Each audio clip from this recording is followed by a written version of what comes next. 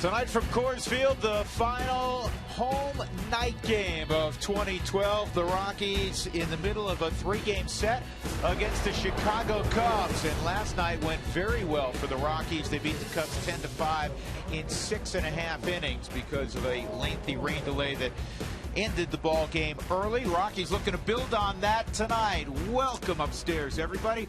With my partner, George Frazier, I'm Drew Goodman. Well, when you score 10 runs, typically you have swung the bats well. And for the Rockies, George, it was up and down that lineup. It was up and down the entire lineup last night. They attacked the ball early, and I thought what was important for them, the long ball played in, but so did a lot of doubles, triples. As you can see this through here, everybody got to play.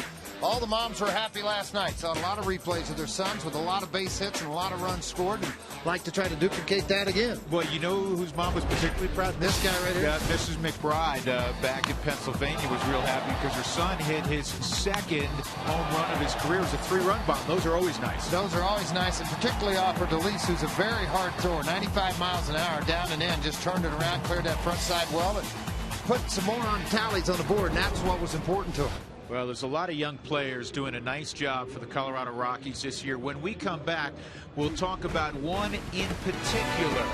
Yeah, I think you know who he is.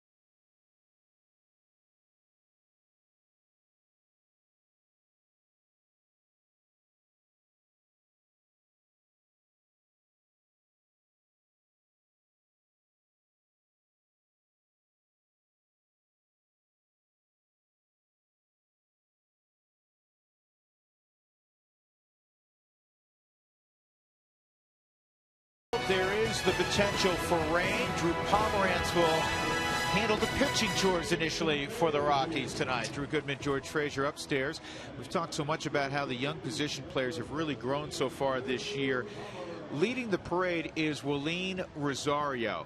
He is on some kind of roll right now, George. He's 14 for his last 21. That's the stuff of Little League All-Stars. Well, and a lot of home runs, a lot of RBIs mixed in with that. And then again, this is a young player that's still developing defensively, but offensively it's starting to develop where people are starting to say, wow, this kid could end up being very special. And if you look back, in history of what's going on with a lot of these other guys that are rookies that have been around. Two things jump out at me in this, Drew. When you look at the numbers put up and the number of games played, look at Braun and look at Rosario. And the number of games they played, what they put up on the board was huge with them. And the numbers that they have done with 27 and 70 in 110 games. And then Braun, when he was Rookie of the Year in 07, 113 games, 34 and 97. Well, look, Giovanni Soto's a catcher. Buster Posey, as we know, a catcher. Soto, when he won it with the Cubs back in 08, he played in 141 games. Rosario's not going to get anywhere near there, not only in games, but in at-bats.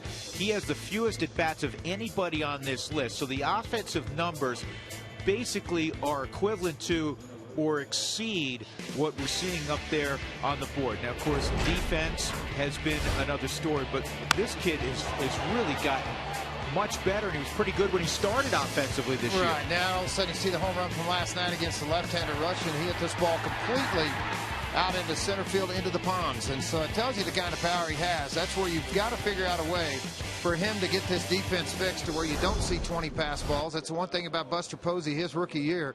Obviously caught an all-star stat, but there was only one pass ball the entire year. Same thing that you looked at with the other catchers. Soto only had 5. Yeah. So the defensive side, right now, if he had 5 pass balls, I think it'd be a no-brainer for him to be Rookie of the Year. Yeah, but Willeen, again, it's interesting when you match him up with previous position players in the National League over the last few years that have won that prestigious award.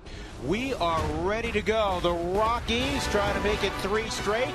They're taking on the Cubs. Come on back to Coors Field with us.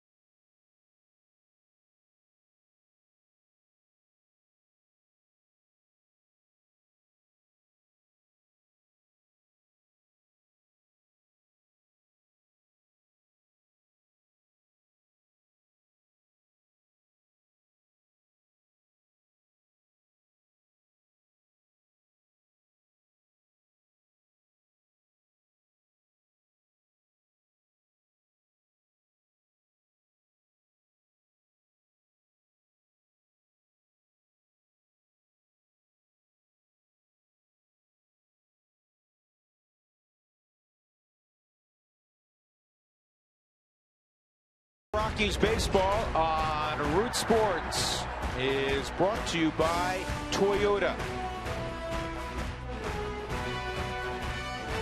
and by CenturyLink and by Southwest Airlines.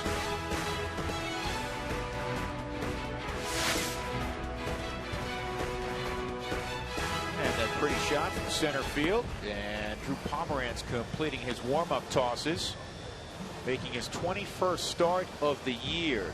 Dave Chappelle will lead things off for the Chicago Cubs. And let's take a look at the rest of the Southwest lineup, brought to you by Southwest.com. And behind Chappelle again will be Darwin Barney. Then Anthony Rizzo hitting .286. Alfonso Soriano with 31 home runs. Starlin Castro will be next. He hit a home run yesterday. Wellington Castillo swung it well for the Cubs. yesterday as well. Josh Vitters, Joe Mather, and Jason Birkin round out the 9 that will face Drew Pomerantz. The Pomerantz got to pick up the pace, folks. 21 starts this season, 1-9 overall. And that's the lowest win percentage of 10 starts in Rock's history right now. John Thompson at 1-10. Pomerantz following that at 1-9. So he'd like to change a little bit of that history as he would the last 13 ball games he started. 0-6, 684 earned run average. The opposition has hit 301, and the Rockies have gone 3-10. This is a team that he had success against on the road in Chicago. Pitched into the 5th inning. So Sapelt, who greeted Jorge De La Rosa with a long home run last night, his first career home run.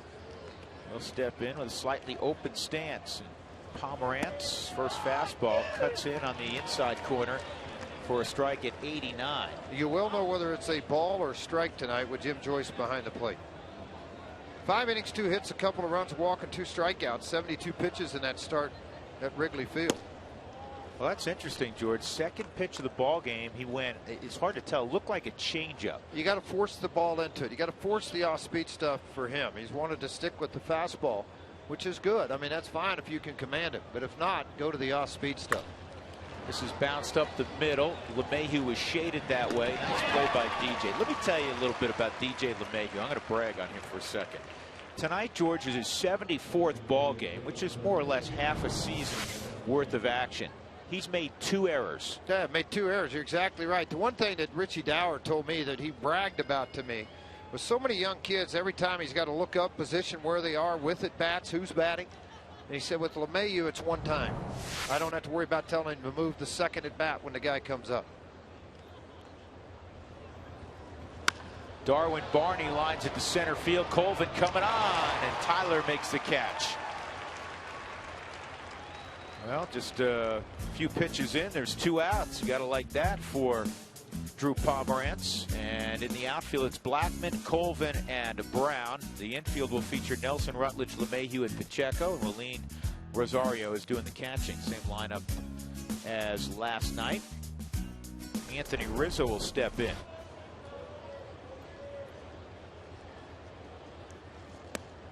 That's down low on Rizzo.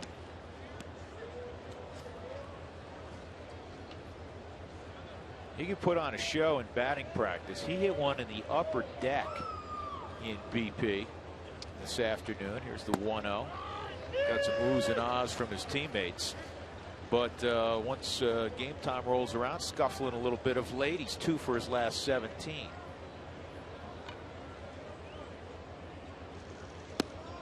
Curveball's inside. 2-1.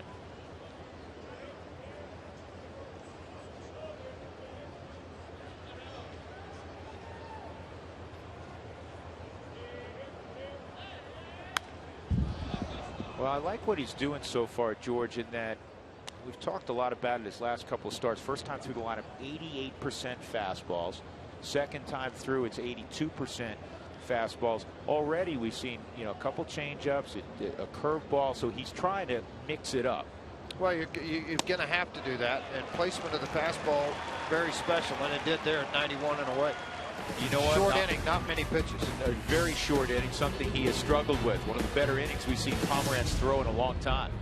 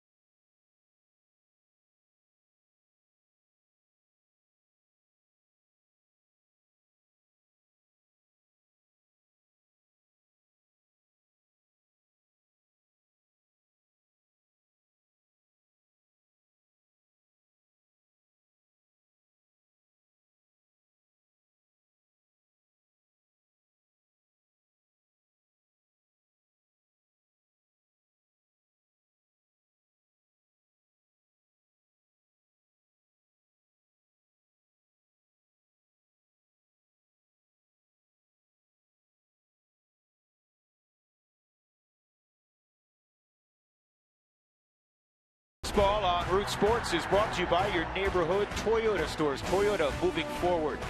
By CenturyLink, fast speed and a low monthly price. Visit CenturyLink.com.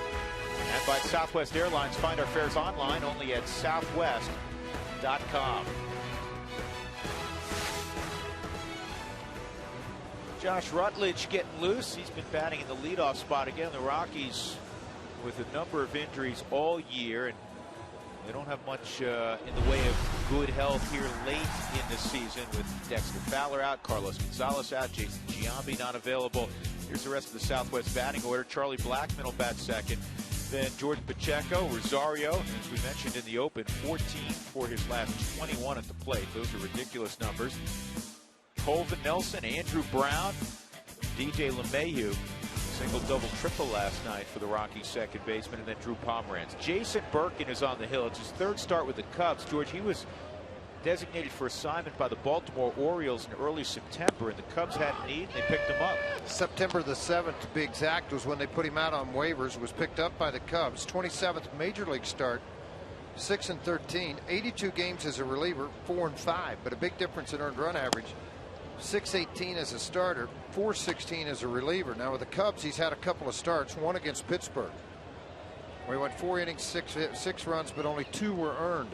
He had a very good start against Cincinnati, 6 innings, 2 hits, a couple of walks, and 5 strikeouts. 6th round selection out of Clemson. That's a really nice pickup at third base by Josh Vitters. I don't think he saw the ball, but it was a nice pickup. It worked out well. That's for exactly him. right. Cubs defensively will have Soriano, Mather, and Sapelt in the outfield. In the infield, Vitters, as we talked about, at third. Starlin Castro has made 25 errors. That's by far the most of any regular shortstop in baseball. Darwin Barney, by contrast, has made just 1. Anthony Rizzo with 4 at first base, and Wellington Castillo's behind the plate. Here's Charlie Blackmon.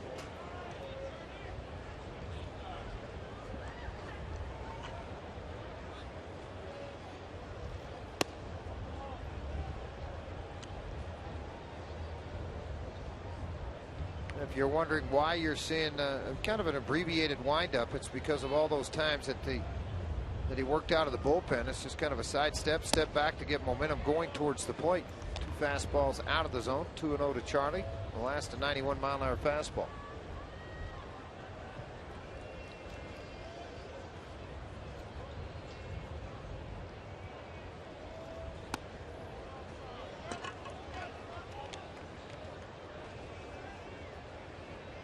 Well, he has a repertoire as he's behind 3-0, George, that looks like a bullpen guy. I mean, his fastball slider, you know, a 2-pitch guy coming out of the bullpen. Usually with a starter, you're talking about 4 different pitches. Well, at least 3.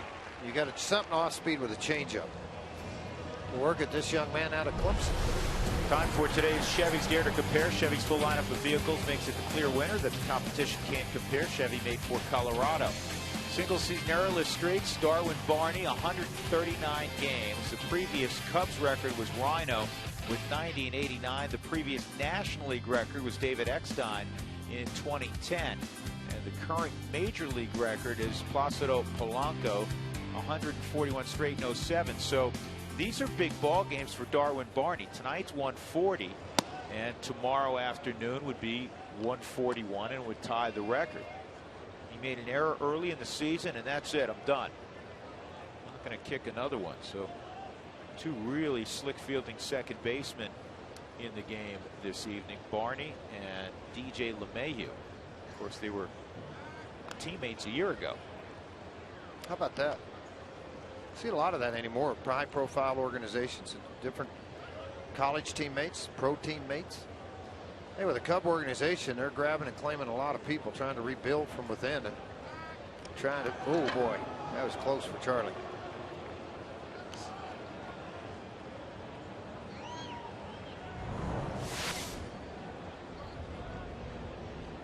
Close. He was out. But not much of an argument from Rizzo, though. Since Alan Porter said he was safe, he gets to stay out there. That's hot. George, is it unusual for a starting pitcher to be on the extreme side of either part of the rubber, because he basically has just his toe on the first base side of the rubber. Brad Penny's a guy that I remember did an awful lot of that. They like to do that to try to create movement on the fastball. Rule states some part of the foot has to be touching some part of the rubber when you deliver the ball. A lot of guys that can't get to the outside corner will line up on that far right side like that. I'm not a big fan of it because I think it makes it more difficult to get the ball to the inside. Some guys think when you get that far first base side, really pronate to the inside, you get a bit bigger sink on the sinker, bigger movement on the fastball. 2-0 on Pacheco. And after 6 straight out of the zone, Jim Joyce says that's a strike. So it's 2-1 on Jordan, who's riding an 8-game hitting streak. National League leaders among rookies, Jordan at 306, and that pitch was a borderline strike. And of course, the previous pitch may have caught the upper portion of the strike zone, not called for a strike. And now it's a 9-game hitting streak, and that's going to roll all the way to the wall in left field. Blackman's going to get a green light from Richie Dower. Here's the throw from Castro to the plate, safe on the double by Pacheco. The Rockies take a 1-0 lead. Now, the first thing Pacheco did, pointed a finger at Richie Dower for sending him. In other words, a lot of third base coaches might have held him up early in the game like that to have second and third, particularly with Willeen Rosario coming up and only 1 out. Richie threw the gamble, and the gamble paid off on a relay system with Soriano in left field. And then Castro's very strong arm, but it didn't show up here on this cut. Big hit for Pacheco. Very hard into that corner. Blackman digging the whole way, picked up Dower about halfway into third, safe in a 1-0 Rockies lead. Good job running the bases by Charlie Blackman. Good job coaching third base by Richie Dower. So here's Willeen with 1 out. Pacheco at second. Now I'll shock you with a stat here. In the history of baseball among rookies seasons with 100 or more games played, this is the history of baseball. Willeen is 5th on home runs per at bat. 13.67 at bats. He hits 1 out of the ballpark. Rudy York is 1st. He had 1 every 10 at bats. 0-1, pulled on the ground to third, and they just do get him at first. Castro eyeballed Pacheco, who quite honestly should not have gone there, but it worked out for him. Probably goes, whew.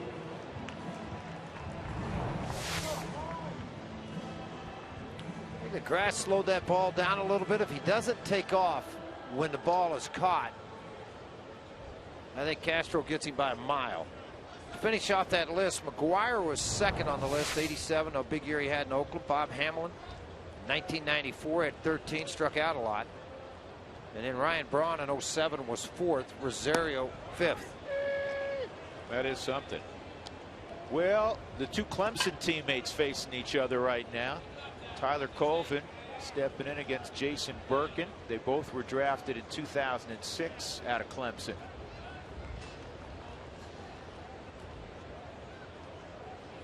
One went to the Orioles, one went to the Cubs.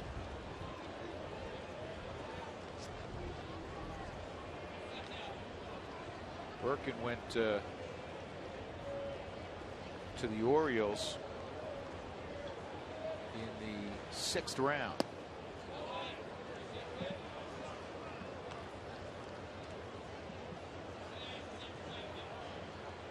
Tyler was a 1st round pick.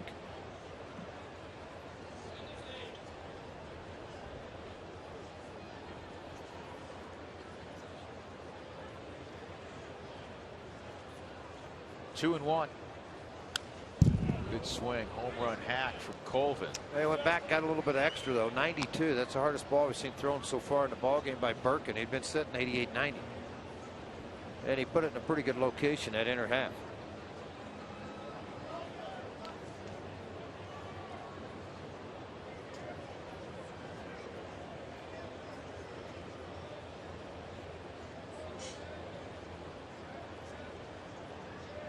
Two. And a base hit to center field for Colvin. Pacheco comes on down. 2-0 Colorado. You saw the home run cut for Age, and then you saw the 2-strike approach. Well, he's done a really nice job of understanding his swing, shortening up, not taking the long stride.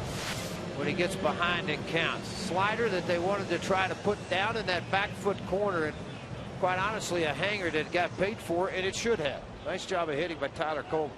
71 ribbies now for Tyler, and that'll bring up Chris Nelson.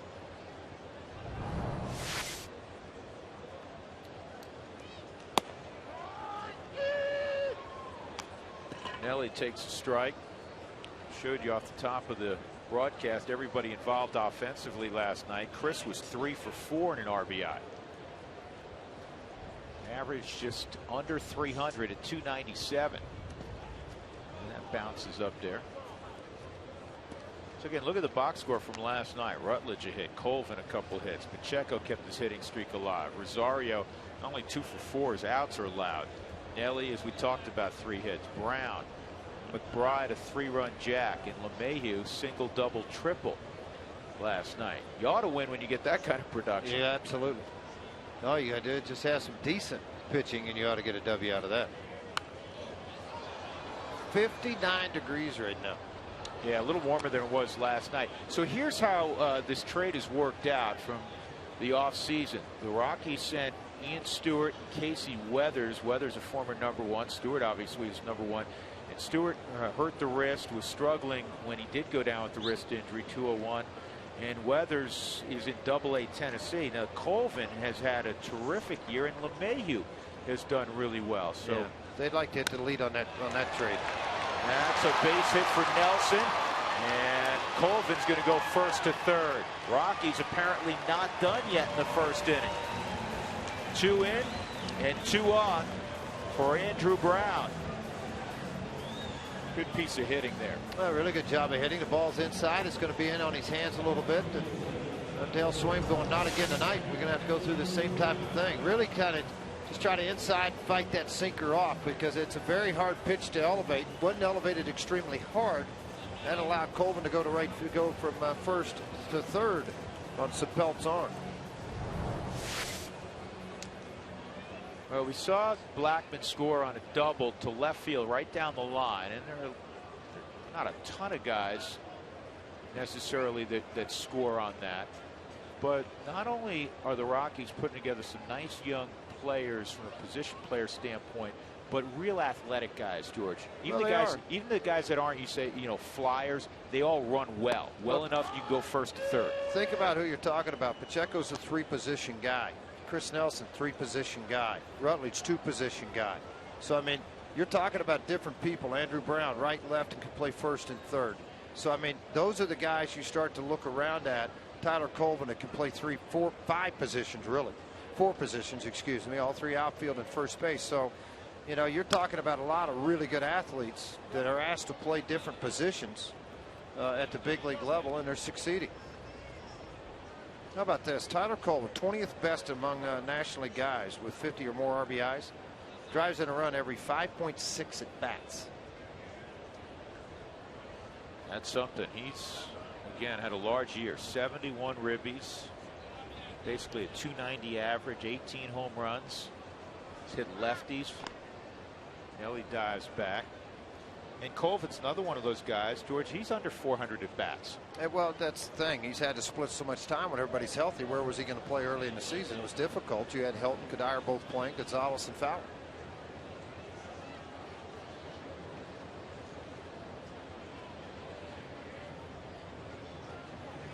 Nelly goes, and he'll have to pull up and jog because Andrew Brown goes down swinging. But the Rockies have a very good first frame. A couple of runs on 3 hits. There was also a walk.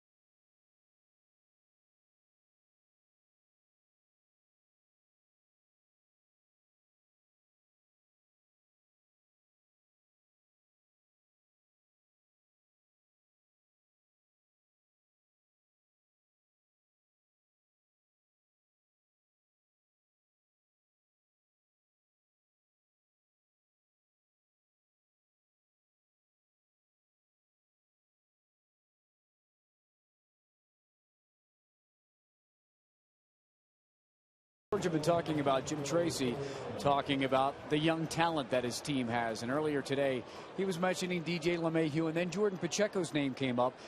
And whether he can get him to 502 at bats in order to qualify for the batting title, and if it's important to the skipper. It is important. Okay. It's really important. And it's really important for somebody, just like we were talking about with LeMahieu, that has completely unselfishly given of himself and done anything and everything that you've asked him to do. So not only is it important to that player, but it's important to me as the manager of that player to do everything I can to make what you just suggested possible.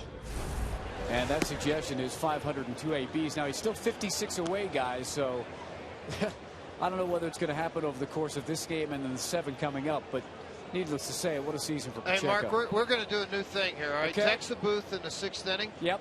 Guess where Mark will make his hit in the 6th inning? Because I don't know where you are right now. Where are you right now? I can wave to you, Frazier. I'm to your right. What? Where are you? To your right. Look to your right. Hey! Oh, there you are. Come on. All right, who you got with you? I got Crash, I got Jason, I got fans, and we got Pacheco right over my shoulder. That's how it worked. Drew. Here's the deal. Yeah. Mark, here's the deal. I'm We're going listening. to text the booth in the 6th to where Mark's going to be in the stadium for the hit during the 6th inning. Okay, we'll do that. All right, go. Now you find some cool place. I know why you went there, Mark. You're hoping to get a foul ball. This is a good spot. That's prime territory. Come on down about two sections down. Actually, if you move toward the railing in our direction, that is, they get like 4 games. When the righties are just off of it, it comes up here. Absolutely. Come on. You've done your homework. Go find a cool spot. Think of a really cool spot to do, like up on a light tower or something. Yeah. Starlin Castro at the plate. Here's the 1-0 from Drew Pomeranz. Watch, he'll try to get on a ladder somewhere. He'll go crazy. He'll be up on a light tower. Then we'll see helicopters hovering. Have I ever done that with you? We were driving somewhere. You pass one of those huge towers. Now, I think I have, because your dad had a company, right? And he used to do it growing up. Because I always say, you couldn't pay me enough to climb to the top of that thing. Yeah, well, bet you probably could, but that's how I really thought I got in shape, climbing telephone poles as a kid. Somebody in the truck just said you ought to start again. It wasn't me either. Well, I'm not. It wasn't wasn't here's the thing me. about it. Here's the thing about it. I'm going to come back looking like somebody next year besides me. I'm going with the gray goatee, the big mustache. I'm going to lose 45 pounds in my stomach. Stop. No. What do you think? No. We'll come back with a 32-inch waist. Of all people, you have to be you. Bulk up. Because they broke the mold, man. A 1-out walk to Starlin Castro, and that'll bring up Wellington Castillo. We're just starting to get broken in with you, and it's been 20-something years. So don't be changing now. Right. Well, no, I'm gonna go the whole way next year. I'm gonna shave my head. Can I borrow the hair? Huh? Can I borrow the hair? Yeah, I'll give it back to you. Yeah. Right.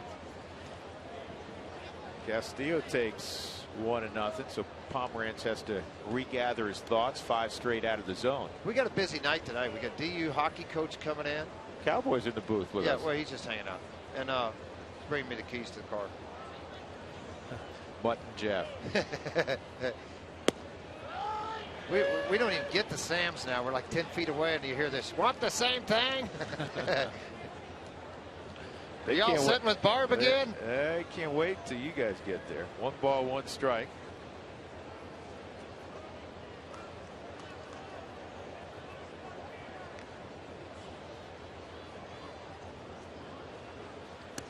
Outside, 2-1.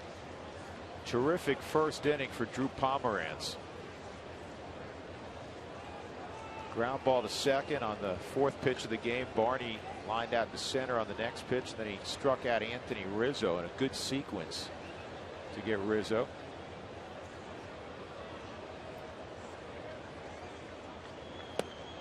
Three and 1.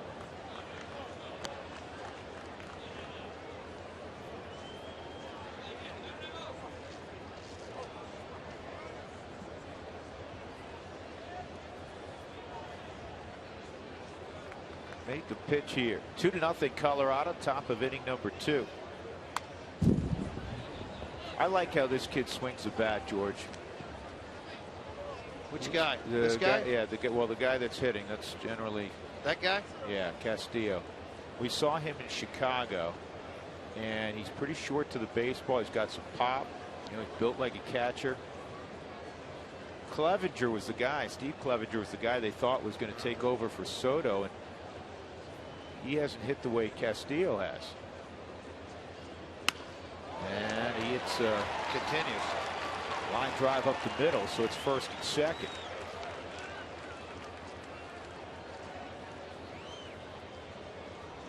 I'll bring up Josh Vitters. Who wants tacos? Remember, when the Rockies score 7 or more during any game, go to participating Colorado Taco Bell locations the next day between 4 and 6 and get your Rockies taco special.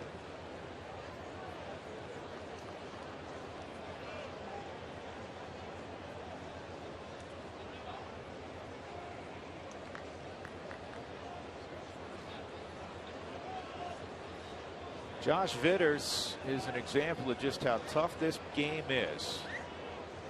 3rd pick in the draft 5 years ago. He's in the big leagues, but he's hitting just 111. Pop foul, out of play.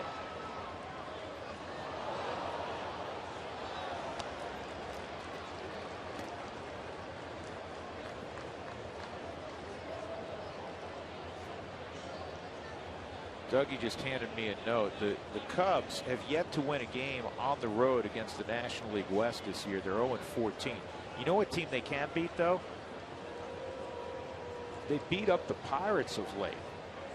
Took 7 straight over a 10-day period from Clint Hurdle's club.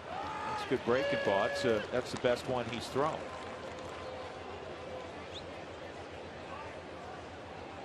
See, this is a point with a young pitcher. I've got you 0-2.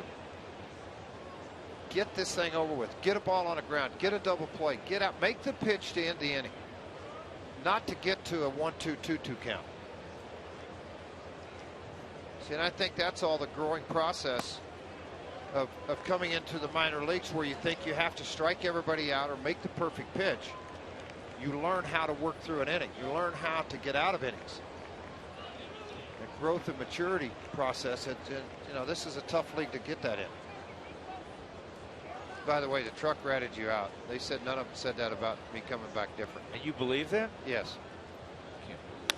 Ground ball toward good pitch. Second. Really good pitch. And only one play for DJ, but he gets the out. Castro to third, Castillo to second. With 2 gone, Joe Mather. You see, the reason this is a good pitch is because it's a 1-2 count after busting him hard in. And then now look at this finger right here. See, there's the knuckle curve. You can see it sticking up on top of the baseball. And it actually follows the pattern of his front arm. As that pulls down and away, this is going to get on top.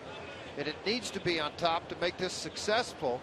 But he gets him to reach for the baseball. The reason why? Because he's ahead, 1 ball, 2 strike in the count. Joe Mather, who had a double off the center field wall last night. And this is where you want to be cautious. You have an early 2-0 lead. You have the pitcher on deck, who's been an American League player the last couple of years. Well, and first base is open. If you get to a 2-0 count, a lot of times the manager automatically takes it, passes. You know, if you get to that count, regardless of where you are in the game. So I think it's important. Yeah, see, Jim Joyce giving that outside corner. He did it on the last 2 too.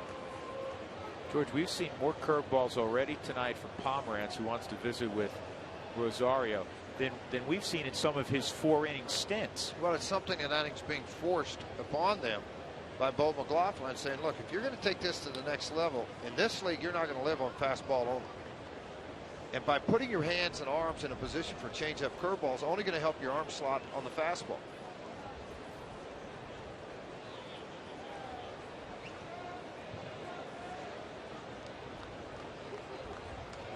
Tall, rangy, versatile, utility type player, Joe Mather. Here's the 1-1, and that's on the outside corner at 92. That's 1-2 on Mather. And a guy that will guess. When you're struggling average-wise, you'll guess. 209 average. So if he's guessing away right now, you probably get away pretty good with a fastball right here in that inner half, right on that inner part of the plate on his hands.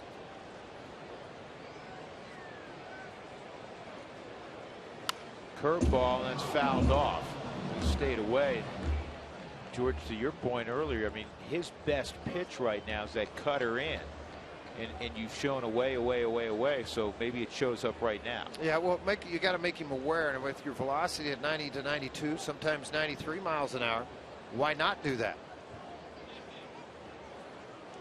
Rockies up 2-0, but with 2 outs, the Cubs have 2 in scoring position. Castro at third, Castillo at second. Rosario will move late, and that's a good block on really good another curveball. Did a really good job there burying the baseball, utilizing his chest as a pillow. Watch again. The ball's off of the plate, about a foot in front of the plate. Really nice job for Willeen. Eyes stayed wide open on this, right till impact. And George, you know, as a pitcher, there were times you wanted to bury a slider, well, but you have to make it appear that it's a strike. That was never in the strike zone from the time it left his hand. But the thing is, early in the year, confidence-wise, you wouldn't want to throw it. You were worried about throwing it. Oh my, what a pitch! 94 miles an hour, just missed. How did he take it? Well, sometimes you beat so bad you have no option. But I mean, look where this. I mean, it's a ball. It's off the outside corner. But I mean, that's pretty nasty. But he's worked it to a 3-2 count. They're still going to go ahead and pitch to Mather. You go curveball here, George. Well, if you do, you know, for me, I'm going to go curveball again because you've already thrown it twice when you worked ahead. Why not use it? Your pitcher's in the on deck circle. If you get a swing and miss, great. If you don't, you're pitching to him. Spike it. Yeah, I'm not going to. Don't throw for a strike. I don't think he can hit it. If you spike it in the dirt, now you got double duty to worry about.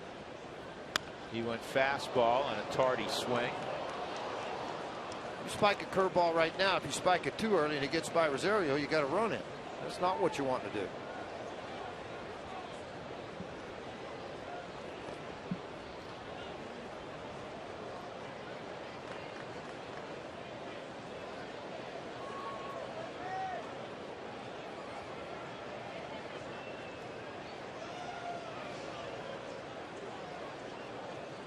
I like his body language better tonight, George, than we've seen it lately.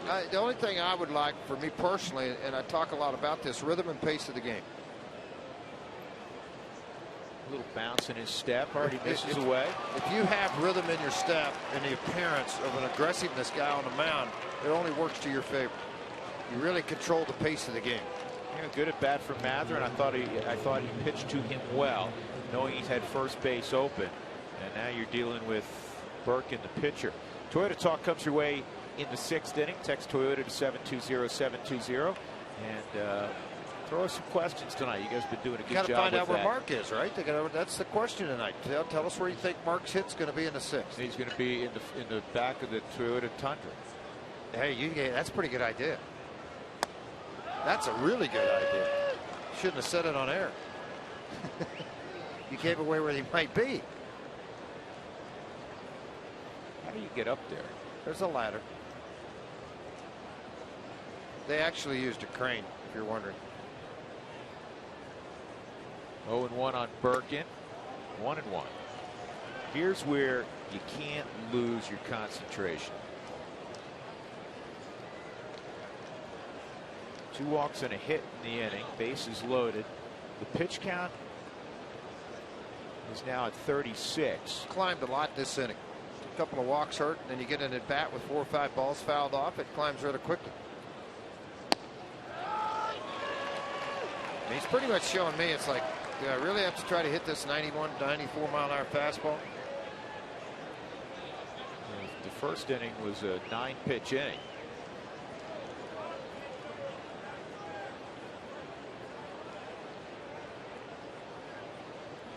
Take care of business right here. 1-2 on Birkin. I'm a little surprised. See if the infield now reads a swing and slides hard to the right. You just don't see him pulling the baseball, do you, George? No, I do not see him doing that. And do not slow the ball down to his bat either.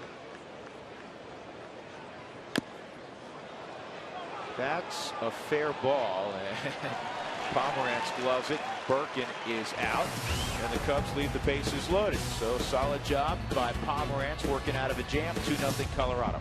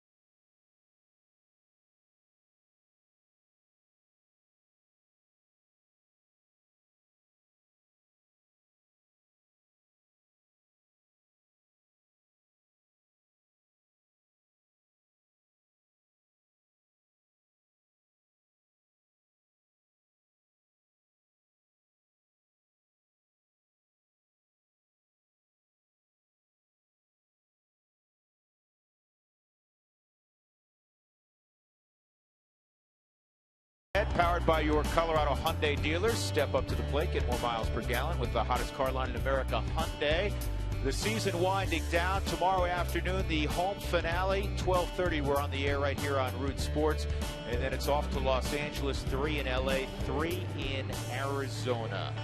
This season, save responsibly when you shop at your Colorado Hyundai dealers. Check it out at coloradohyundai.com. 8-9-1 for the Rockies here in the bottom of the second inning. They have a 2-0 lead. And upstairs, we are real happy to be joined by an old friend, George, not old, but just an old friend, George Gwozdecky, of course, the head coach of the DU Pioneers. 18 seasons now. It's a long time, my friend. It is. It's been a great experience at DU, great years. You know, I'm not going to say a whole lot tonight because the last time I was here, if you recall, last year at this time, every time I started speaking, the Giants would be whacking the ball triples, doubles. So I'm not saying much tonight. Well, you're going to carry the show. We had some emails. They were very nasty. I said, listen, I'm still going to show up for Pioneer hockey, but no. I wish we had that kind of control. I hear you. What kind of perspectives do we have going into the 12-13 season? Well, you know, I think everybody's very aware of the three big guns that we lost last year early. Drew Shore, who signed with the Florida Panthers, would have been a senior this year with us. Jason Zucker, who was a terrific player as a sophomore and a freshman, and he signed with Minnesota Wild. And then Bo Bennett signed with the Pittsburgh Penguins also after his sophomore year. So, well, here's the thing with the Shores. There's always another one coming. Well, we lost Drew. We still have Nick Shore as a junior, and we've got young Quentin Shore as an incoming freshman. So it's been a terrific been a terrific pipeline for us. You're doing well so far. DJ LeMahieu with the base hit. We can keep you around. Okay, I'll stick around for another at bat, at least one. But no, there's no question that everybody thought, and I think rightfully so. Where's DU going to have where's the firepower going to come from? I'm not worried about our firepower. That'll happen. What I'm really happy about is the fact that we've got not only 2 but 3 outstanding goaltenders returning: Sam Britton, Adam Murray, and Juho Okanara. Our blue line is going to be really strong, led by our captain, Paul Phillips. So that's how you build a team. Whether it's in hockey, you build them down the middle, or in baseball, right down the middle. So I think we're going to be in good shape. Now, obviously, a lot of teams in our conference are going to be very strong. Minnesota, North Dakota, CC, just to name a few. But I think we'll be back in the hunt. Listen, every year you guys are in the hunt, and that's the nice thing about DU hockey, because every year you can sit back. It's not sit back. It's a lot of hard work, you and your staff recruiting, but you look and you say, if things fall right, we have a chance to be the last one standing. That's pretty neat. Well, there's no question. I mean, the ability to be able to return to the national tournament every year that we like we have over the last 5 or 6 years gives you that another opportunity to be able to win it all. And certainly we did it back in 04 and 05. We've had some shots and opportunities. Last year we had an opportunity earlier in the season, but sometimes you got to get lucky. Sometimes you got to get lucky with bounces. Sometimes you got to get lucky with health.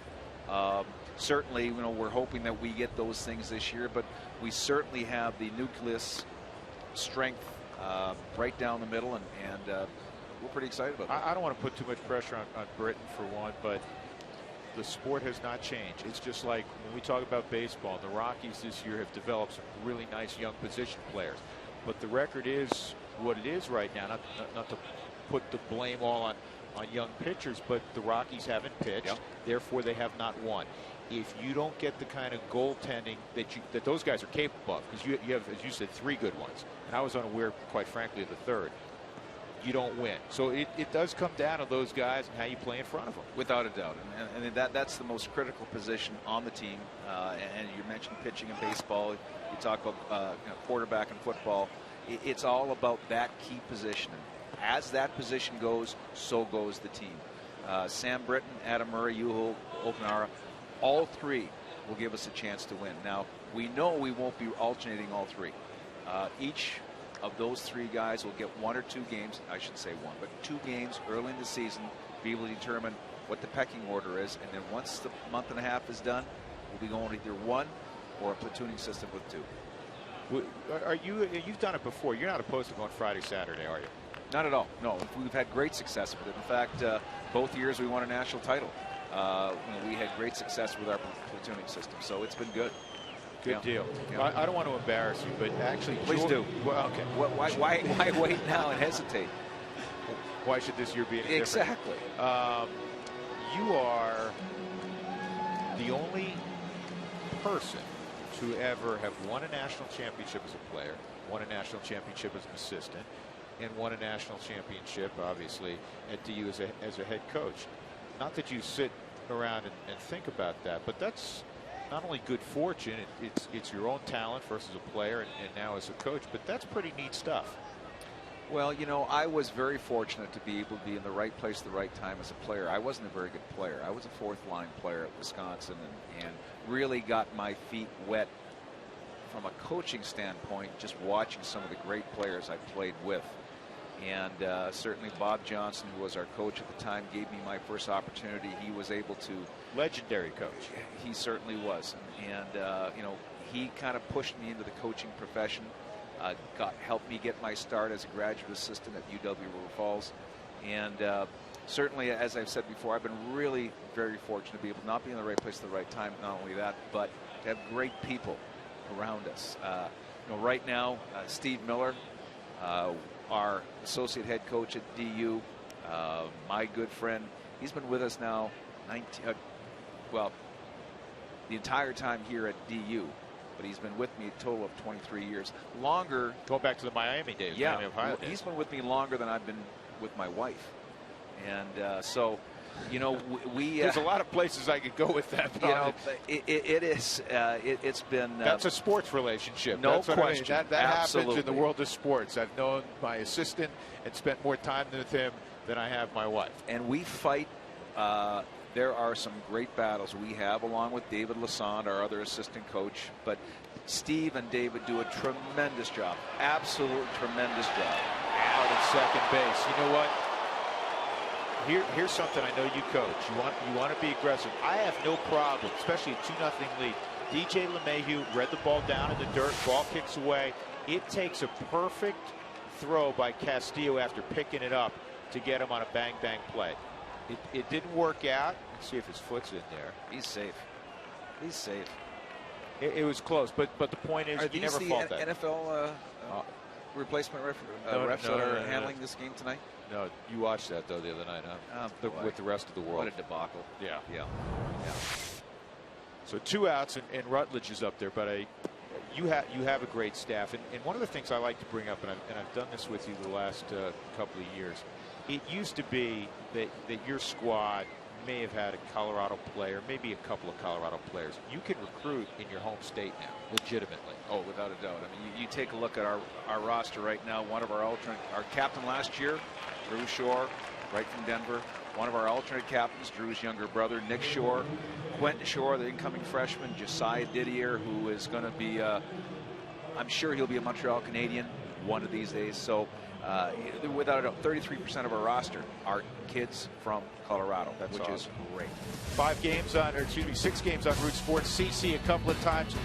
George, it's great to see you as always. Thanks, Drew. My George pleasure. Gwozdecki.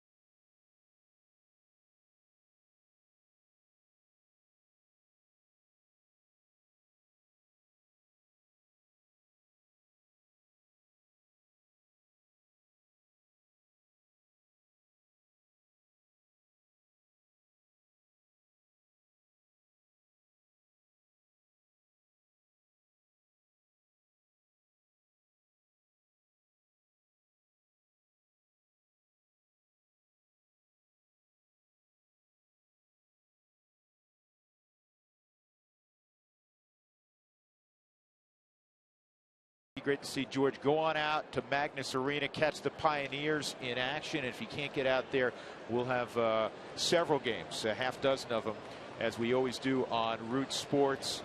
That is a great college hockey program. It's great. You know, we had Joe Scott the other day.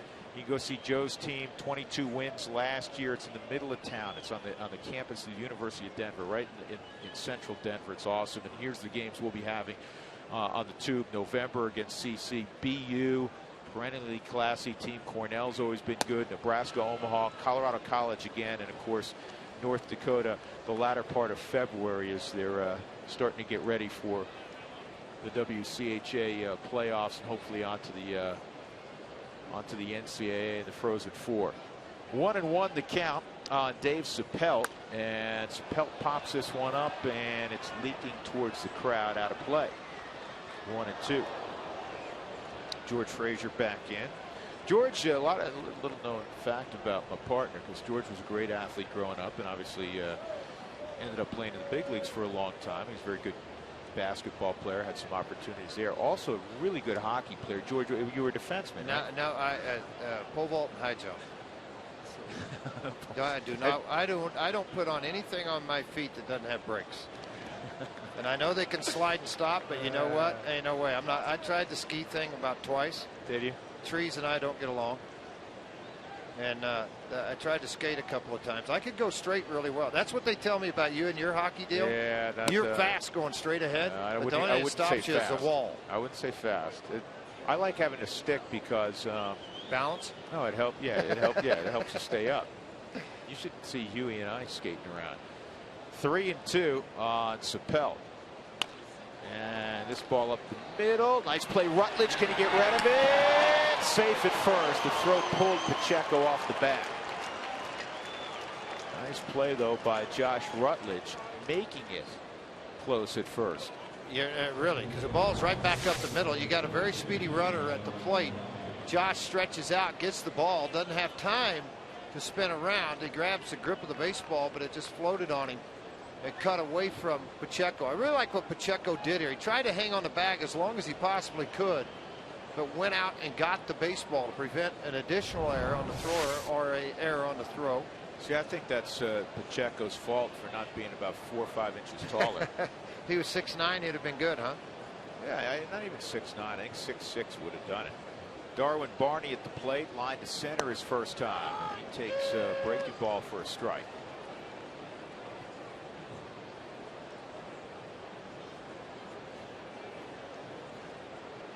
Rockies ahead 2-0. They've out-hit the Cubs 4-2.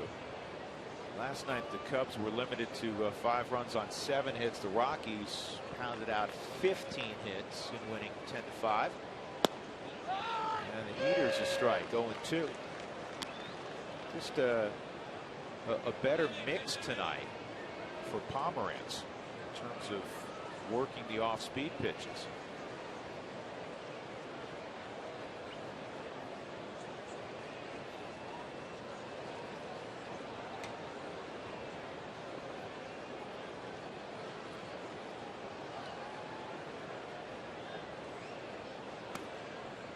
One and two.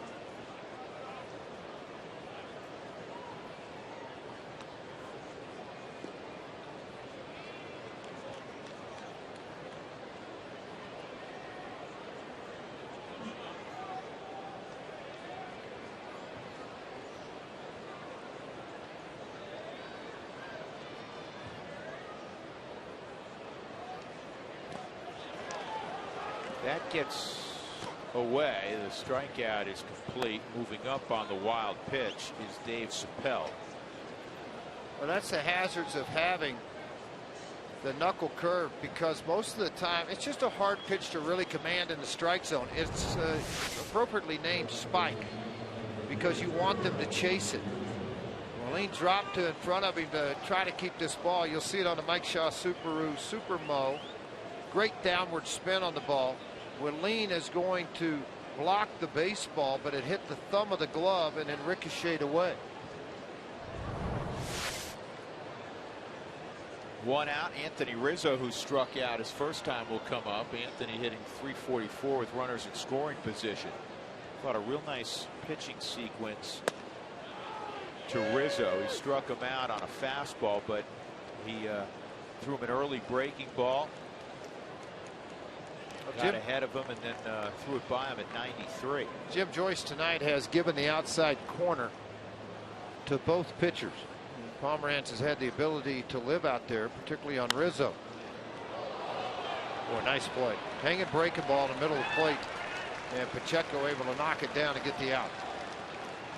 2 gone. Moving to third is Chappelle, and that'll bring up Soriano. Watch Pacheco on his baseball, just going to smother it. Last second hop came up, caught him right in the chest, and then makes the play at first. Done a really good job, George, at first base. Really good job over third, behind over the plate, all 3 positions. Just put him where you want. Let him go. Alfonso Soriano, 2 for 15 against Rockies pitching this year, and the breaking ball just missed.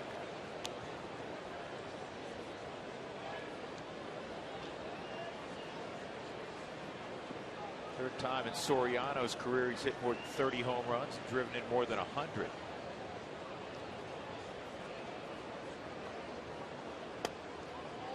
Two and 0.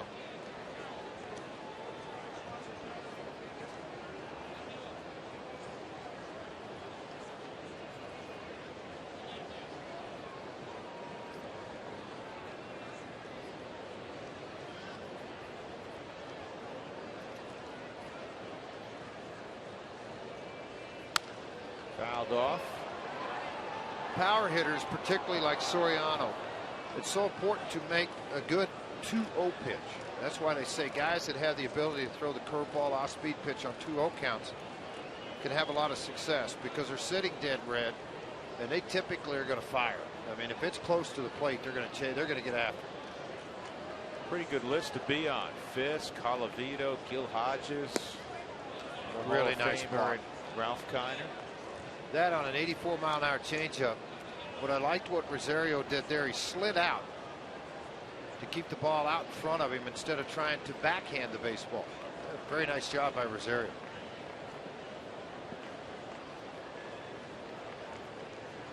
3-1 on Soriano.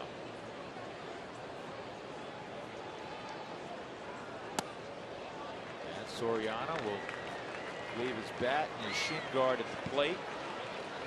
Well, I know Starlin Castro is obviously a very good hitter and a good player, but he doesn't have the power of Soriano. If you want to hit the fastball, go ahead and hit it. Here it is. I know you don't want to try to put a runner on, but maybe you feel a little more comfortable going after this guy. You walked him his last at bat.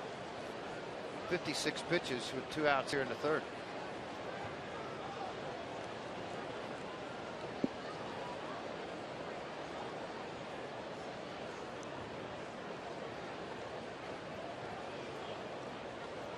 Castro homered last night. Fouls this bat.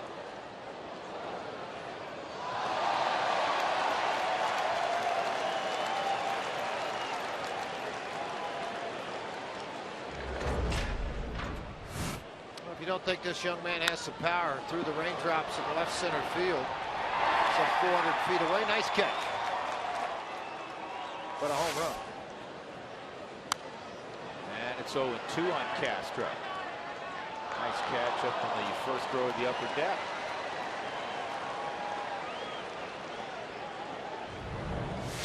He didn't even get out of his chair. Oh, incoming. I got it.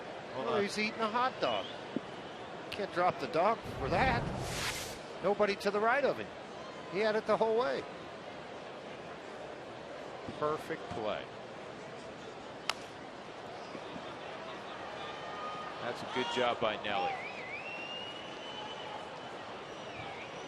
Read the baseball, know that you have enough room to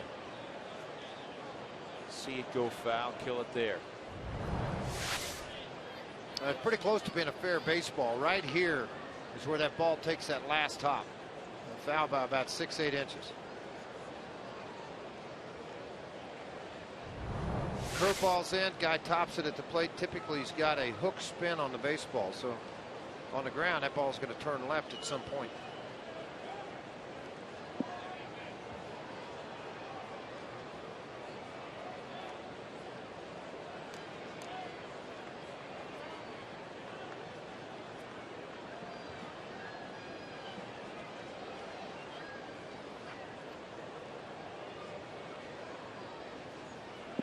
Where Pomerantz, we've seen him struggle this year, George. He will get ahead of hitters and have trouble putting them away. See if you can get Castro. Well, 0-2 counts like this too is the other side of that. I mean, you know, when you have had a tendency to be a little bit wild, you're concerned. I mean, 33 strikes, 26 balls in this game. But you don't want to go to that 1-2, 2-2, then to 3-2, as he did with Joe Mather an inning ago. You make those mistakes, catch a little bit too much of the plate. Pomerantz is ready. First and third, 2-0 Rockies, 2-0 in the third, and foul tip. See, this is where his pitch count, because he is a little off of the plate, did he get a lot of foul balls? He's had 4. So he's seen, you know, 6-7 pitches per at bat. That drives it up an awful lot. I mean, you're talking about that put away pitch, the hard slider in, back foot slider, maybe develop a different style of a changeup, hard sinker. Shorten your innings up, get the ball on the ground. And that's a good pitch. And I like how he delivered it to first, right over the top with velocity. So Drew Pomerantz gets Starlin Castro with 2 aboard. Rockies 2, Cubs 0.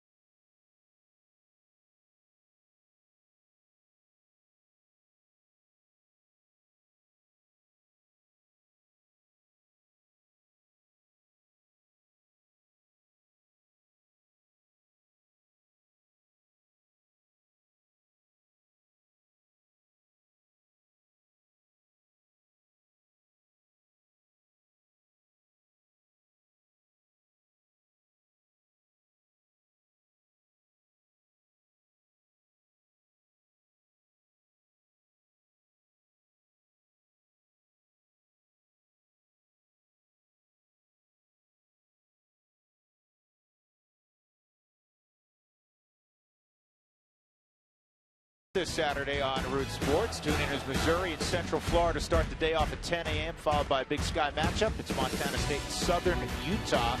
And then a little bit more Big Sky football, Eastern Washington and Montana.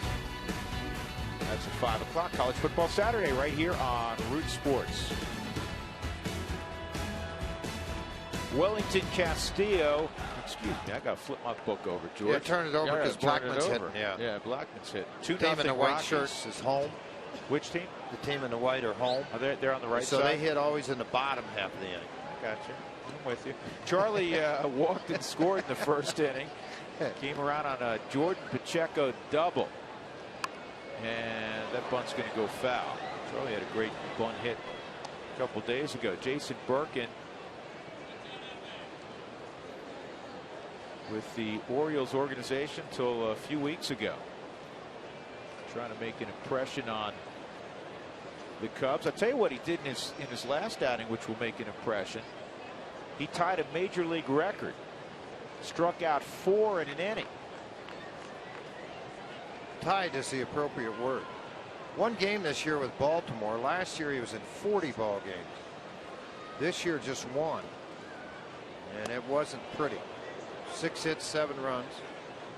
A couple of home runs hit in that inning. There was an error made though, so only 2 errors. Only 2 of those runs were earned. That's tough to do. 1 inning, 6 hits, 7 runs, 2 earned. 2 walks and a strikeout. 1-1 on Charlie Blackmon, and Blackmon drives it high and deep. Take a good look. You won't see it for long. Second deck home run, Charlie Blackmon. Make it 3-0 Colorado.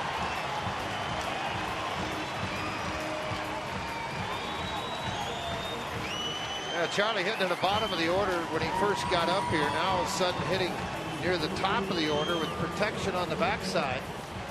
And Birkin fell behind and gave him a cookie, and he hit it. High fastball. Charlie has shown and worked a little bit more on his power stroke in batting practice. You're starting to see a lot of balls hitting the Rockies bullpen. This one in the second deck. Pacheco with his second hit of the night. He really is amazing. I mean, have you seen him go more than 2 days without hitting a line drive somewhere? No, I mean, he might have an 0 for 4 by an accident, but there's a couple of line drives mixed. What a pretty shot.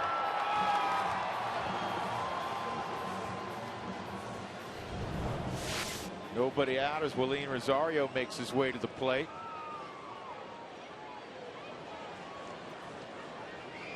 Pacheco, a 9-game hitting streak.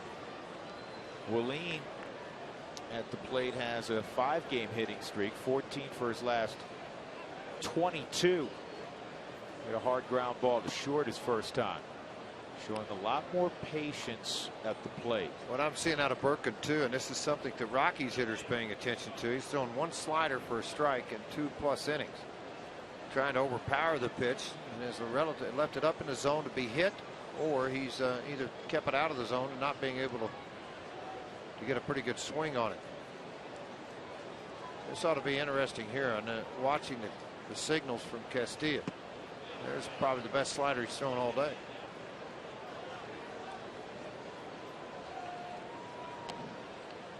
Out of the strike zone, but it appeared to be in the strike zone. That's what induced the swing.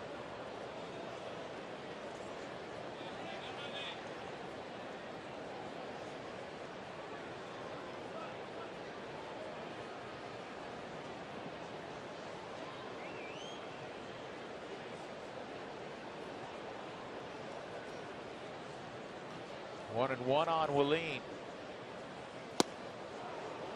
Well, if you're hitting the road, subscribe to MLB.tv. See every Rockies out of market game online or on your favorite devices in HD quality when you're not at home.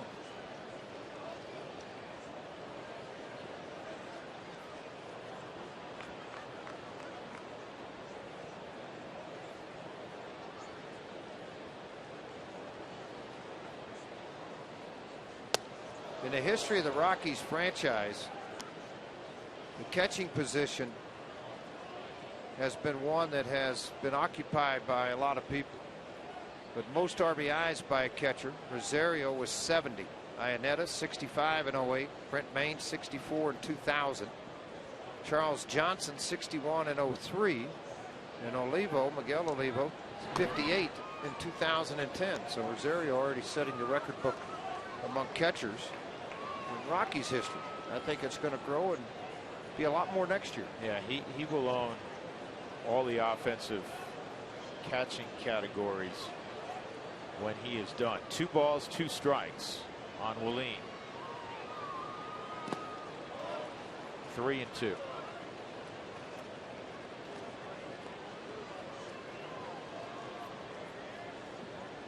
Tyler Colvin, RBI single in the first inning, waiting his turn.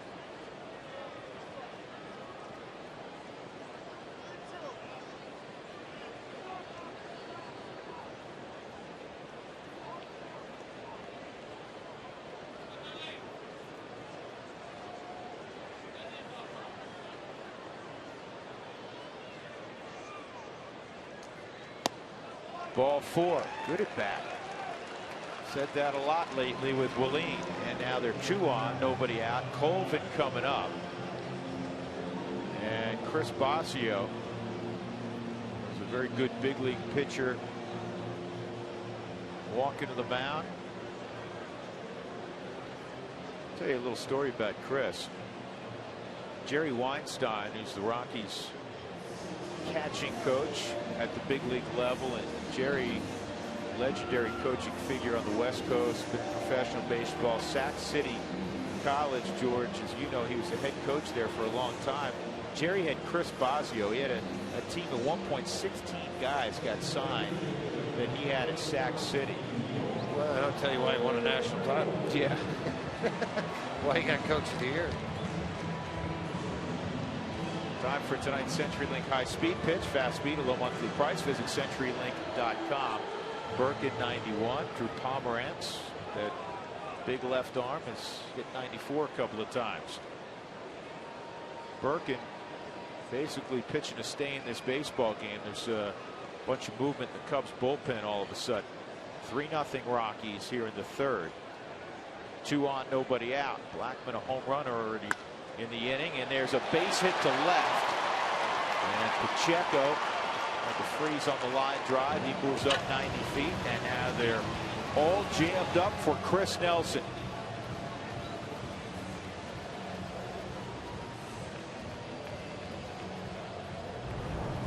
Tyler's got bragging rights next time these two former Clemson guys get together. Yeah, no question. What a great job of hitting, too. Break the ball down and away from him. They're playing him to pull, and then sliced it out of the reach of hitters at third and out into the outfield.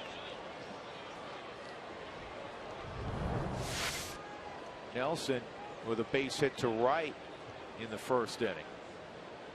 Bases loaded, nobody out. And Nelly swings and misses at a slider.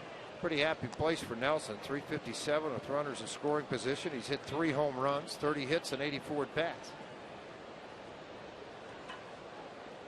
352 average for the month of September. Talk a lot about Rosario being hot. This young man has been hot also. Stayed off that slider, 1-1.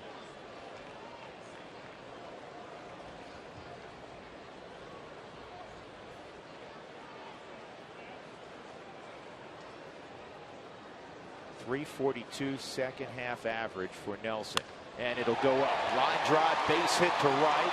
Rosario getting a green light. Throw by Sapelt's off line. 2-run single, safe at third.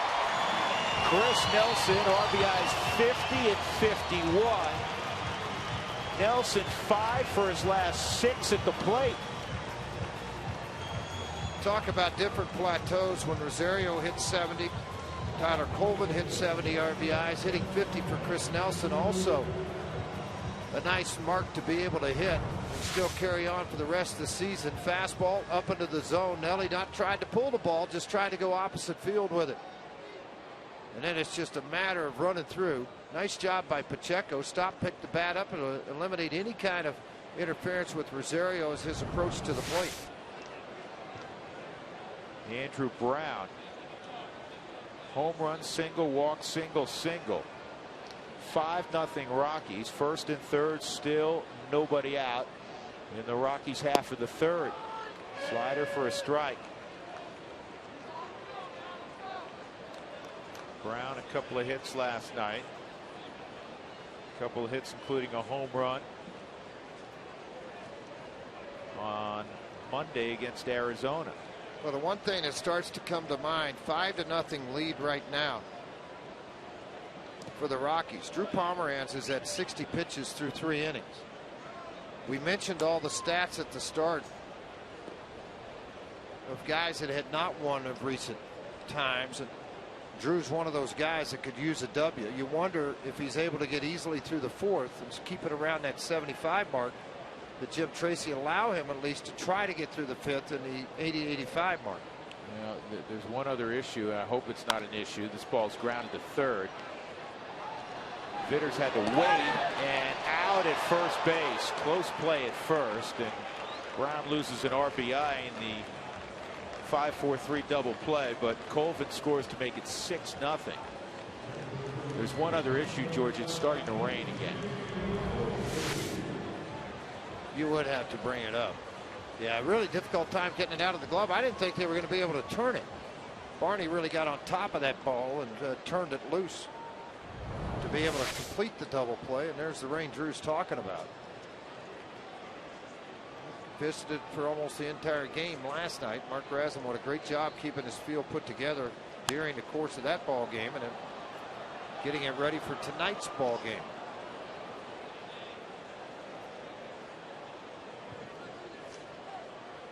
Look at that play at first base again. Foot on bag, ball touching glove. Well, we learned all about simultaneous possession the other day. Tie goes to the runner. Right? Tie goes to the runner.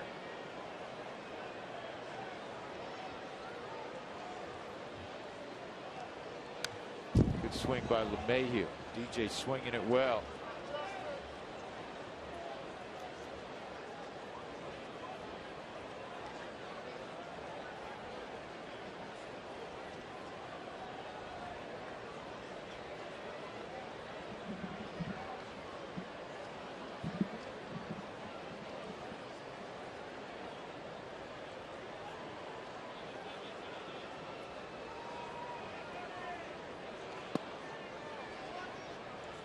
That was low. 2-2.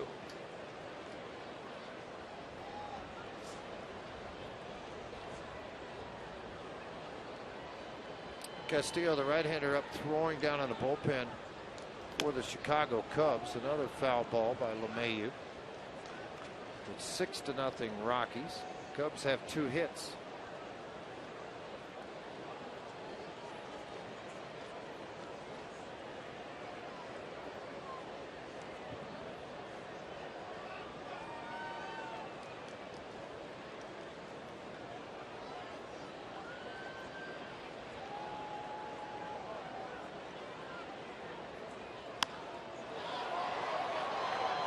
Center field. LeMahieu makes it out, but 4 runs in the inning, including a Charlie Blackmon home run. 6-0.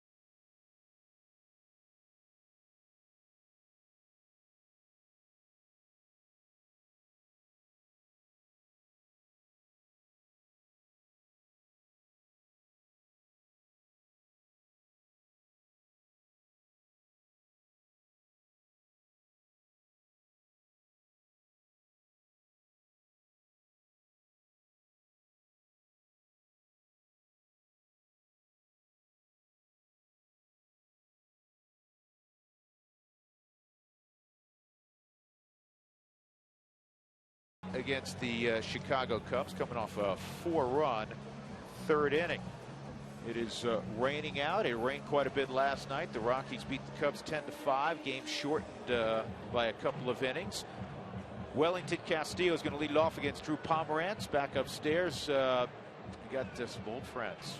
Ray Baker's with us. Bill Hanslick. How you guys doing? Great, Drew. Thanks for having us. Why are you still, I'm going to do this, Bake, for you. Why are you still hanging out with him? Well, you know, old habits are hard to die with, so we've had a good run for about 28 years together. You guys have done a lot of good things in this community. Drew, I'm your together. neighbor. Before I came down tonight, your wife said, don't forget to stop at the grocery store. The boys need some milk and some cereal. Right. If she had to rely on me to do anything, that's right. As you know, we know the house wouldn't operate. Period. How about these rocks tonight? You know what? Great night. The young guy, win streak. The young guys are swinging the bats well. You guys hooked up many years ago, as most people in this town know, and started Gold Crown, which initially affected a handful of folks. Now it's thousands of kids. You have a big event coming up on the 13th. Tell us about it. We do. We have a great event coming up. It's probably been in the works for about 18 months. As you know, a real close friend and a great supporter of us was Kelly McGregor over the years, and it really came out through a leadership commitment that Kelly has had over the years, and a big product was that, of course, of his management style here. He was a big supporter of Gold Crown and the youth sports and educational programs and the after-school programs that we put on with the great help of my wife, Fran Baker. So we're fortunate to have Kelly's influence still with us today, and that was really a major ingredient for Bill and I to step up and say, let's do this leadership parent conference that's October 13th. You guys do a lot of that stuff with your coaching clinics and with this leadership conference. It's coaching coaches, which is I think of profound importance. You're right, Drew. And our belief is that a coach / parent is going to affect anywhere from 10 to 30 kids he coaches. And these kids, it could be the only opportunity that they get to meet one-on-one. I mean, there's multimedia. There's all sorts of things going on in his eyes. So we're big believers that their character, their life skills can be impacted by the coaches that coach youth sports. And because of Kelly and Ray's ambitions and great thoughts and leadership, we've got an unbelievable conference. It's geared to parents and parents / coaches. Now for folks listening in right now, how do they go about attending the conference? GoldCrownFoundation.com. It's open to all associations, athletic, educational, parenting. It is across the board. It really carries an influence that's not tagged with sports, but anyone related to helping a child. I think it all has a positive input. Good play by William Rosario, firing the baseball like you used to coach him at Lakewood, the girls at Lakewood, to fire out of the chute and throw down the girls softball. That's right. Legendary coach Ray Baker. Who's coming in for the conference? Because I know you have a nice headliner. We've got a tremendous, not just a headliner, but we kick it off. Governor Hickenlooper will be there to kick it off. Your boss and the owner of Colorado Rockies, Dick Mumford, will be there. Mayor Murphy from Lakewood will kick it off. Our first keynote speaker is a gentleman named John O'Leary out of St. Louis. Has an incredible story about overcoming adversity. He was a burn victim at a very young age, and his message is tremendous. Then we have 2 sets of breakout sessions, 45 minutes each, ranging from concussion awareness, bullying, positive coaching, character development, nutrition, and obesity, a big topic, girls in sports. After that, we've got a panel discussion with some tremendous names on that, led by your buddy, Tom Green. We'll host that up. And then really the big highlighter for us at the end of the night, we've got Scott Blackman coming in from the USOC, but also the biggie, Archie Manning. Yeah, so we're really excited about having him. And you know what? Listen, everybody knows Archie Manning and his kids. And Archie Manning, in his own right, not only a tremendous football player, but what an advocate for all the right things in terms of kids' participation and leadership training. So, I mean, you can't ask for a better guy. Well, and he does it the right way. He's lived with those principles. I don't think we could have a better example. And again, it comes back to the Kelly McGregor way, which is you can influence through coaching and teaching. And we all know the importance of a mentor, whatever it may be. That's the most important thing. Absolutely. And again, it's Gold Crown Foundation on the website. We'll put it out some more tonight. Guys, good luck with the event. Thank you so much. Thanks, Jermaine. Thanks for having us.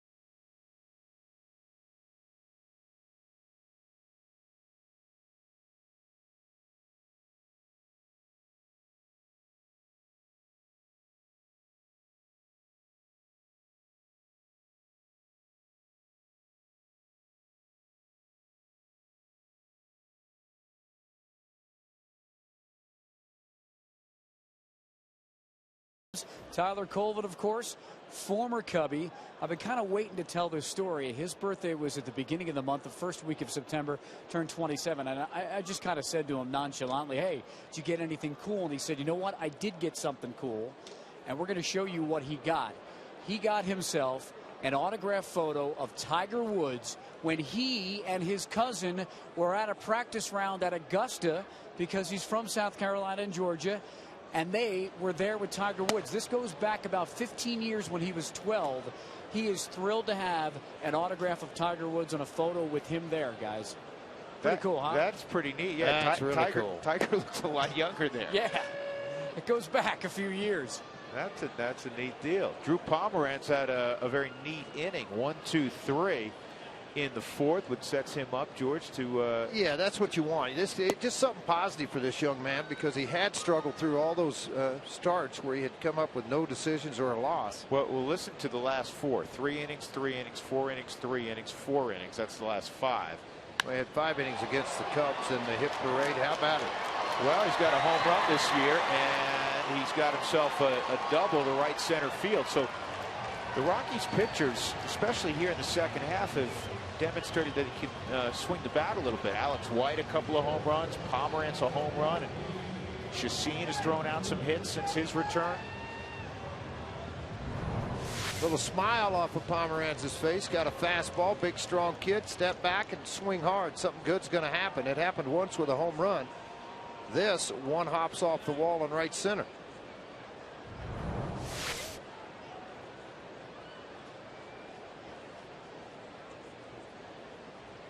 Rutledge trying to lay down a bunt.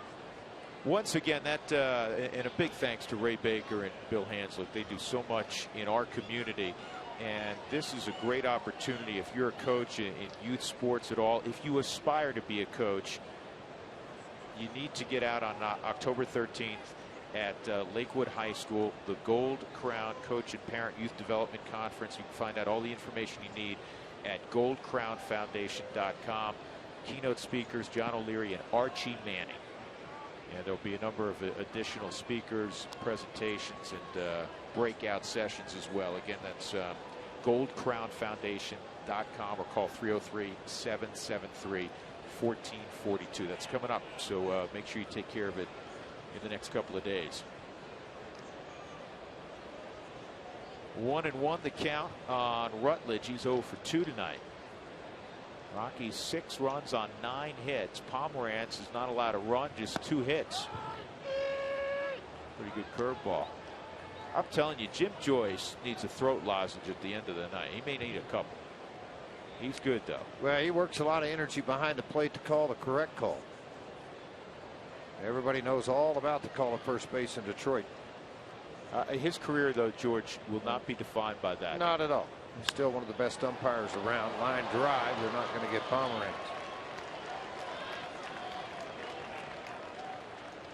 That'll bring up Charlie Blackmon. It's time for our Coors Light Cold Hard Blast. Charlie, this is George. This is a cold hard blast, all right. Second deck for Charlie's second home run of the year. Hey, I like the fact to watch Charlie swing it, take it deep, and then just drop the bat and round the bases.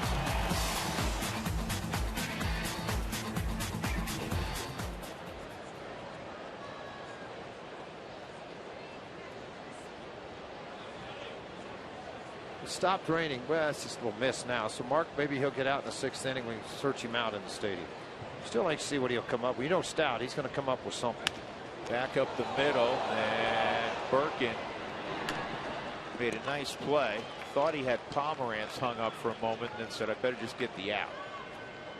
2 gone. Drew at second base still, and that'll bring up Jordan Pacheco.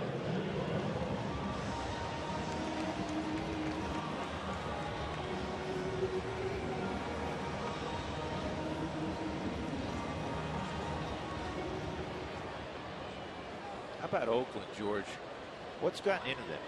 8-2. They're beating up Texas and Arlington tonight. Yeah, they're just a very good baseball team. They got a lot of guys that nobody's heard of. Last night, Straley started. He was at the Texas League start of the year and led the Texas League in strikeouts. Went to AAA, did much of the same. He's filled in for Brett Anderson as the starting pitcher.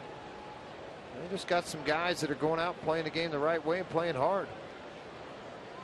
Nobody ever noticed what Oakland was doing until about a month ago, and then all of a sudden now they're getting a lot of headlines and a lot of replays on your national sports shows. Here's the 1-0.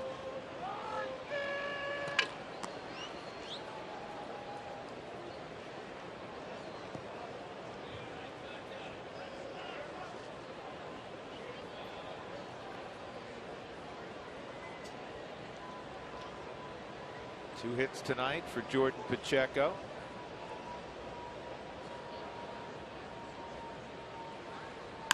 And toward the hole, cut off nicely by Vitters, and the throw will get Jordan Pacheco at first.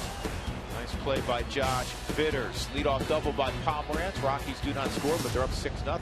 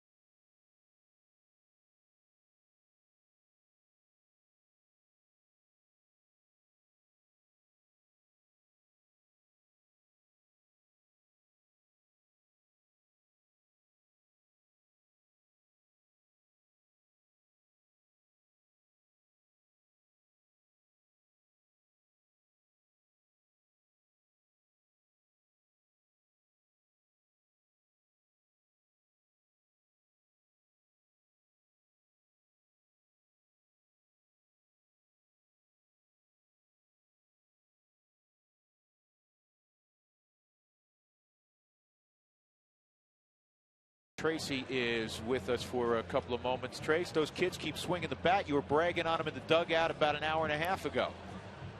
They can really hit, Drew. There's no question about that. And, you know, they've done not only their fair share of hitting, but they've also done a terrific job situationally. Yeah, and mindful of it.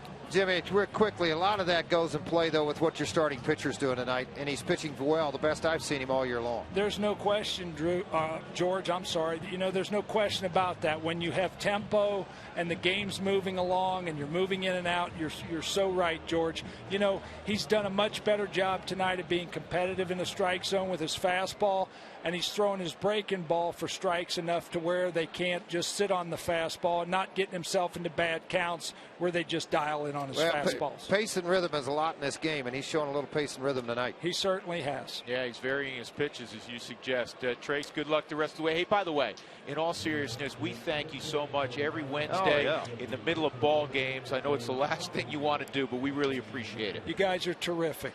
It's not an issue. It's never a problem. You guys are terrific. Thanks, Trace. Good luck the rest of the way. Anthony Recker's going to pinch hit here, George, for Birkin in the top of the 5th inning. As you glance at the numbers that you were just talking about with the skipper, and he's been very, very good. Well, it's pitch, catch, get on the rubber, and let's do it again. I mean, that's what I've seen from him. And this is going to be a big inning for him. He threw the first pitch fastball at 88 miles an hour. He's been sitting 90 to 93 miles an hour. I need to get through this 5th. I've got a 6-run lead. Nobody's warming up in the bullpen. This is my ball game. He's at 72 pitches. Line drive deep left field, and nice leaping catch, Charlie Blackmon. Remember earlier we were talking about versatility and athleticism with these young players. On display right there. Absolutely it was. Charlie got back on this ball when it was hit. Watch him drop step, make the move back, get placed to catch the baseball, and hit the first out of the inning for Drew Pomerantz here in the 5th. By the way, that rain shower came and went because it is no longer precipitating. Fouled back by Sapelt. He's 1 for 2.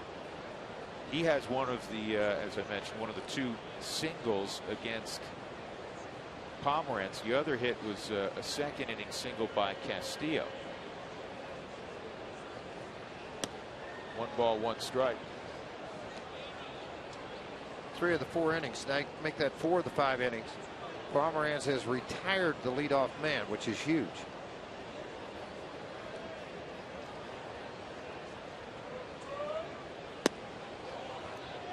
Two balls and a strike.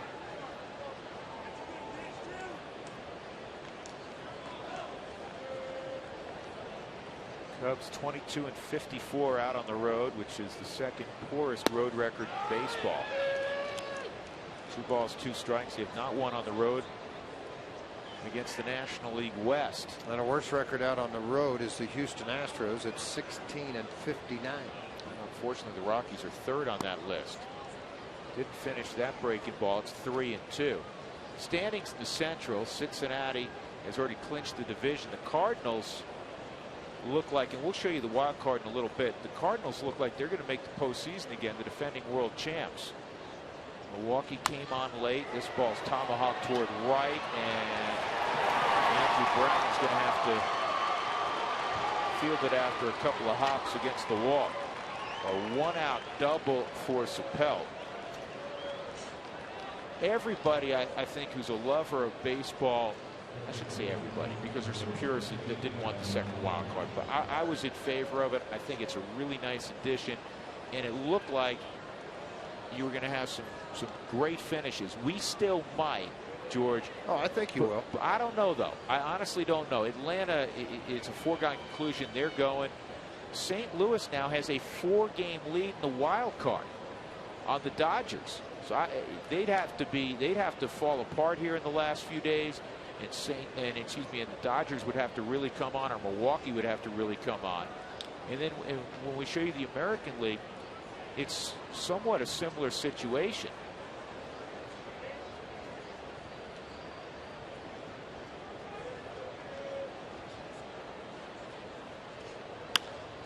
Ground ball to second. LeMahieu throws out Barney, and Sapelt goes to third. That'll bring up Anthony Rizzo. Here's the American League wild card. Here's what I mean. Baltimore is still battling the Yankees for the American League East. Baltimore's winning big tonight, and the Yankees, what was that Yankee score, George? I was looking at it a moment ago. The Yankees won. They beat Minnesota. But you see then the Angels are still in it. Tampa has really come on. They're winning big again tonight. It'll be 7 in a row for Tampa. They were winning big. Now it's tightened up a little bit with Boston up 4-2 in the 8th. But the point is, those 2 teams behind Oakland have to be real special, and Oakland would have to cool off. Otherwise, it looks like Baltimore and Oakland, or if Baltimore catches the Yankees and Oakland would represent the American League in the wild card, and it would be St. Louis and Atlanta in the National League. What's interesting about the wild card, both Detroit and the Chicago White Sox tied going into tonight's play, and Detroit's already won. The Chicago White Sox are winning 4-3. But in the wild card standings, both of those clubs are last. So the only way they're going to get in is winning the division. Yep, they have to win the Central.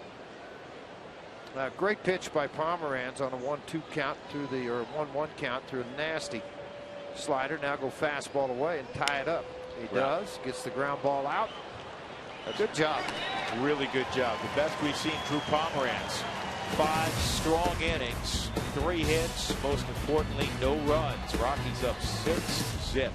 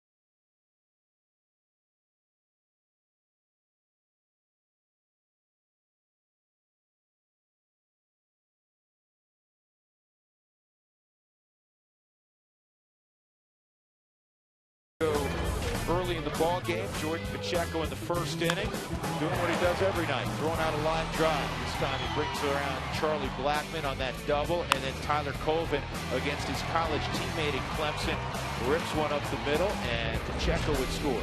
2 runs there. In the third inning, Charlie Blackmon reaches the second deck in right, his second home run this year. The Rockies now have a 6-0 advantage on the Cubs. That's brought to you by Cooney Lexus, where luxury has an address, South Broadway in Littleton. And as we go to the bottom of the 5th inning, a new arm is out there for the Cubs. It is Lendy Castillo. George, fastball slider. Well, activated from the DL on August the 11th. 4 relief appearances since have not been pretty. This is the most opportunity he gets us in this type of situation. Cubs down 6-0.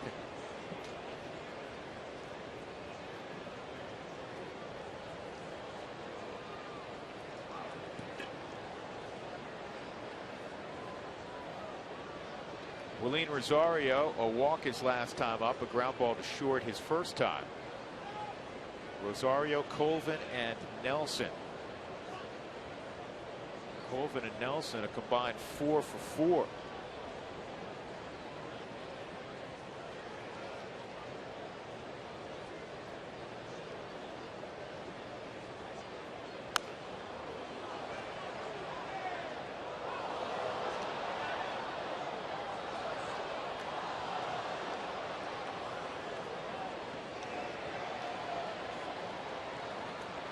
Appears to be Alex White warming up in the Rockies bullpen to come in. The piggyback tonight, or I should say the hybrid, to work through this ball game.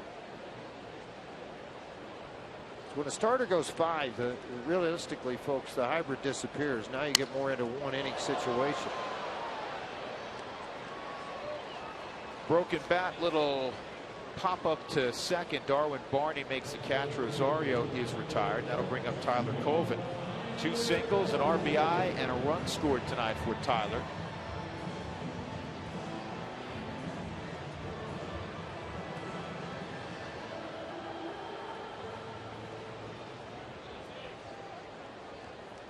Lendy Castillo on the hills, a 23-year-old George, who is a Rule 5 selection out of the Philadelphia Phillies organization. Well, a lot of the clubs trying to rebuild your minor league system, they'll take a guy and hide him. They put him the long man in their bullpen. Sometimes utilize them as a late inning guy to where you just, in games like this, down 6-0. And into the next year when it rolls around, they have options. You send them back to the minor leagues and let them continue their growth as a pitcher. Well, it's an easy, pretty cheap way and avenue to gain some arms down in your minor league system. Heard these kind of stories before. Last year, George, he was 4-2, a 2.54 ERA, working out of the pen in A-ball in Lakewood in the Phillies chain. Limited the opposition to a batting average of just over 200, but was not protected. Becomes a Rule 5 selection by the Cubs.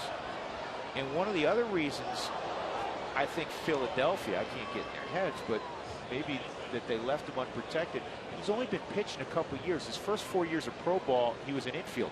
Well, the reason a lot of clubs take a pitcher like this out of A-ball, if you're a hard thrower, if you show 94, 97 mile an hour fastball, they'll take you out of A-ball. Last year there was 12 people taken in a Rule 5 pick. Only 3 stayed in the big leagues. He was one of those players. 2-1, and this is in the air to shallow left. Soriano's got a long run, and they'll make the catch.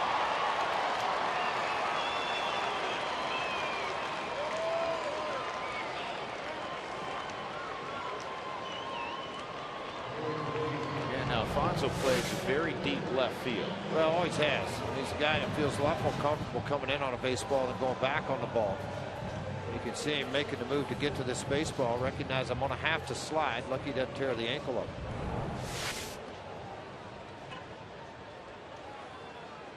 Chris Nelson 2 for 2 last time up. He produced a single with the bases loaded. The average now over 300. He's got 51 RBIs.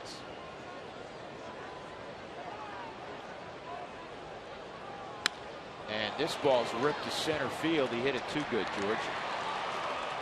Joe Mather makes the catch. 2-3 inning in relief for Lendy Castillo. 6-love. Rockies going to the 6th.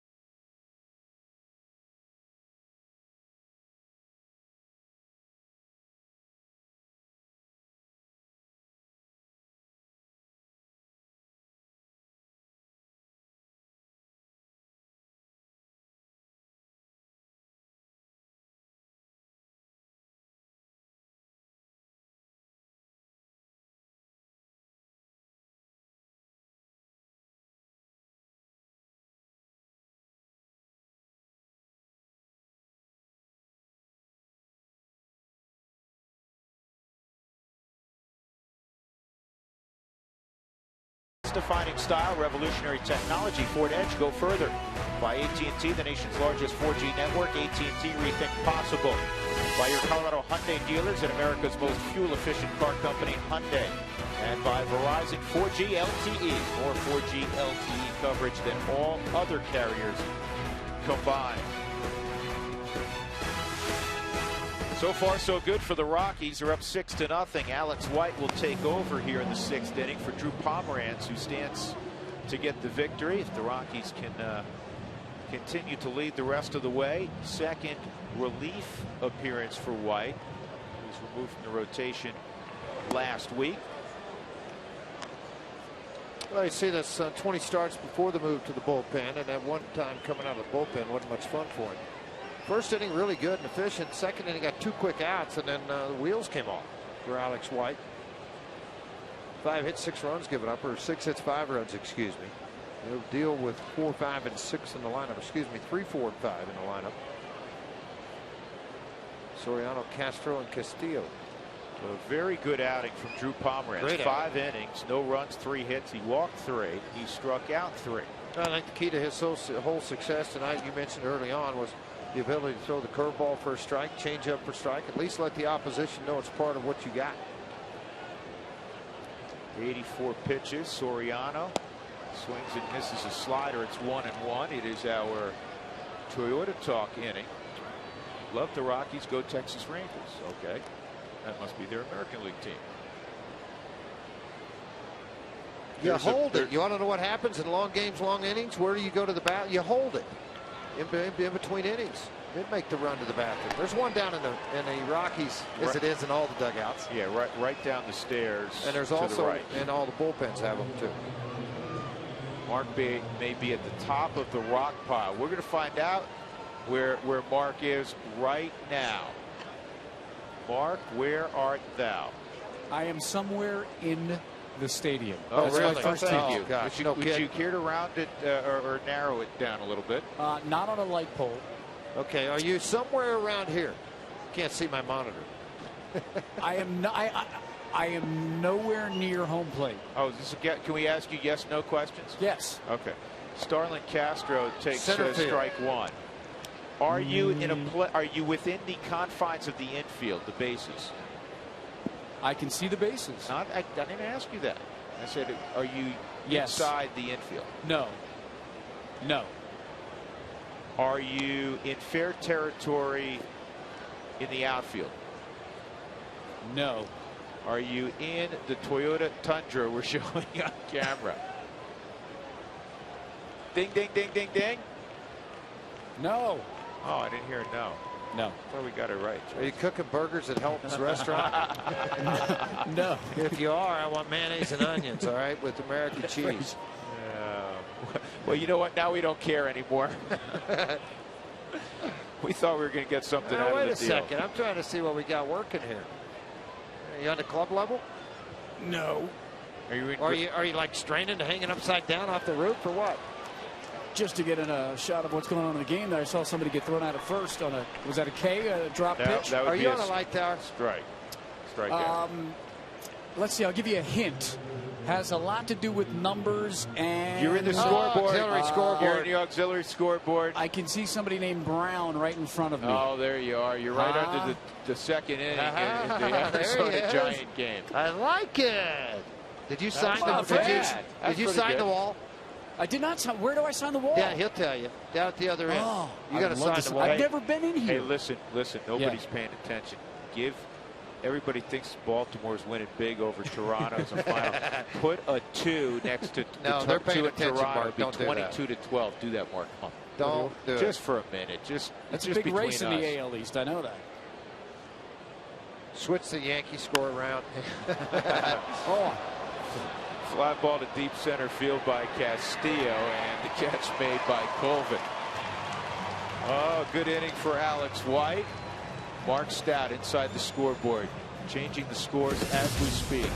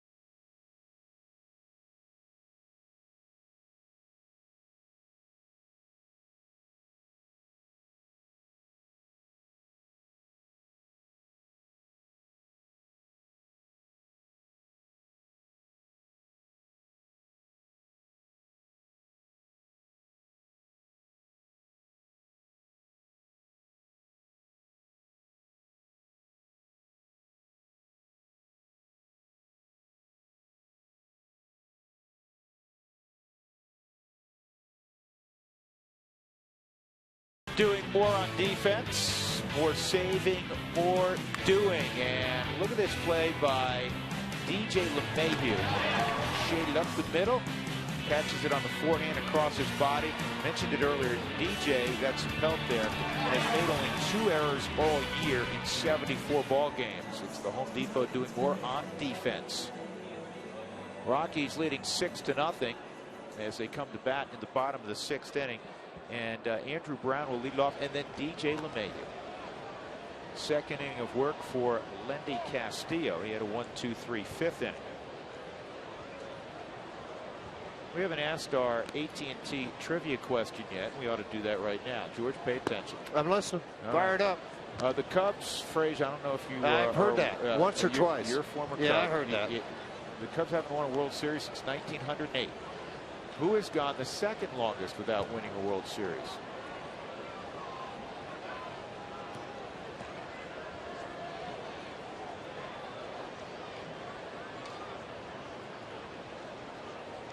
Andrew Brown, a strikeout, and he grounded into a 5-4-3 double play.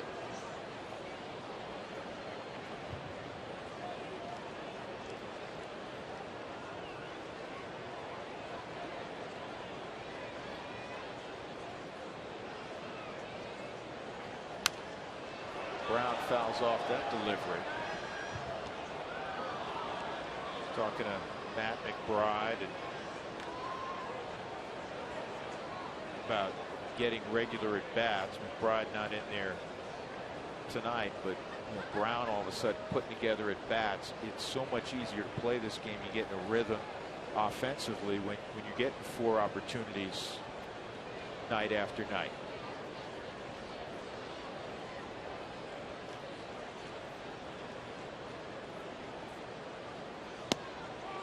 Just missed 1-1.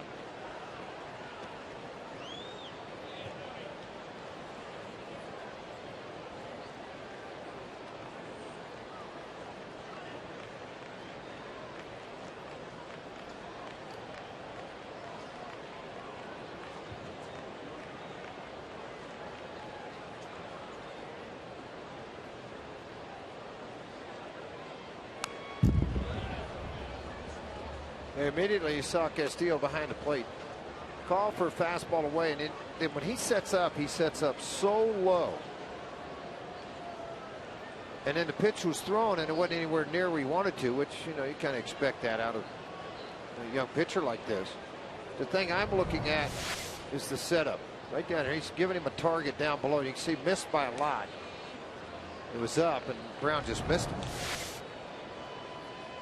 Trying to keep this youngster positive, keep him down on the ground, and you get to work on a few blocking drills at times too.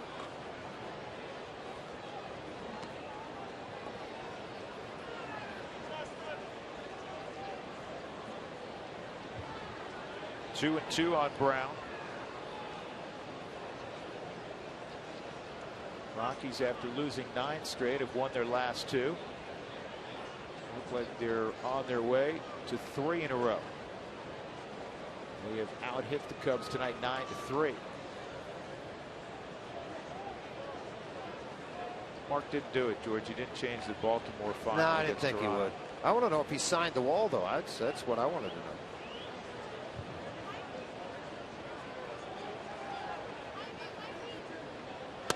Inside. You signed the wall inside the Monster at Fenway, right? I did it at the Monster. Did it there, did it in Yankee Stadium's got a nice thing in the new stadium. They've got an inner circle that's all the Hall of Fame Yankees, and then an outer circle. So when former Yankees come, they always want everybody to sign the wall. It's about a 20 by 20 wall. It's huge. A lot of ex-Yankees. There's a lot of ex-Yankees in that little circle. And inside, ball 4. So Andrew Brown works a walk against Lendy Castillo, and that'll bring up DJ LeMahieu.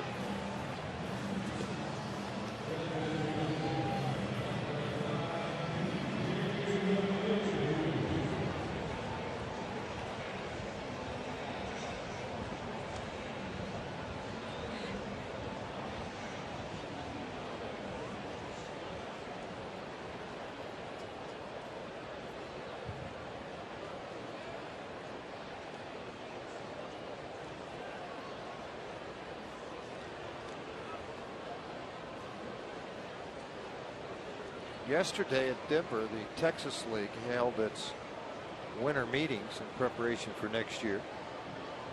I want to give a quick shout out to Mike Malega, the general manager of Tulsa, was elected the executive of the year.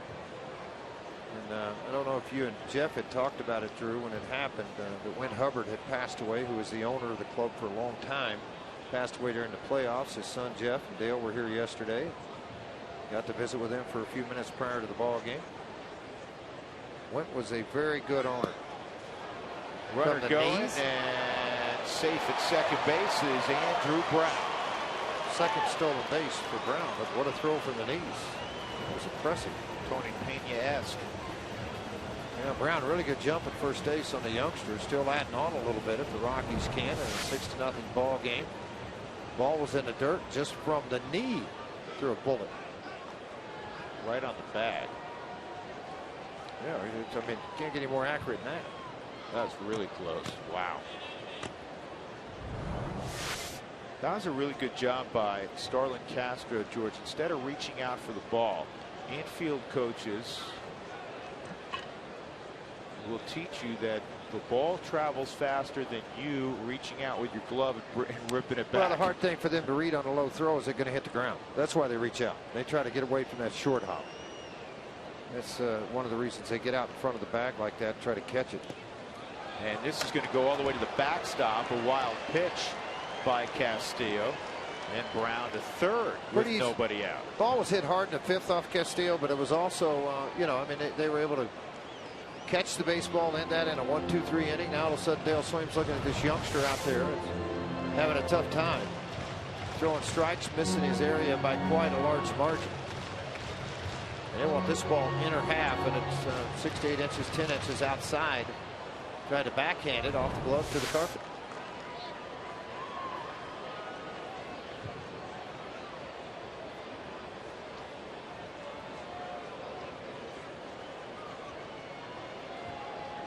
I mean, Rule 5 picks for me.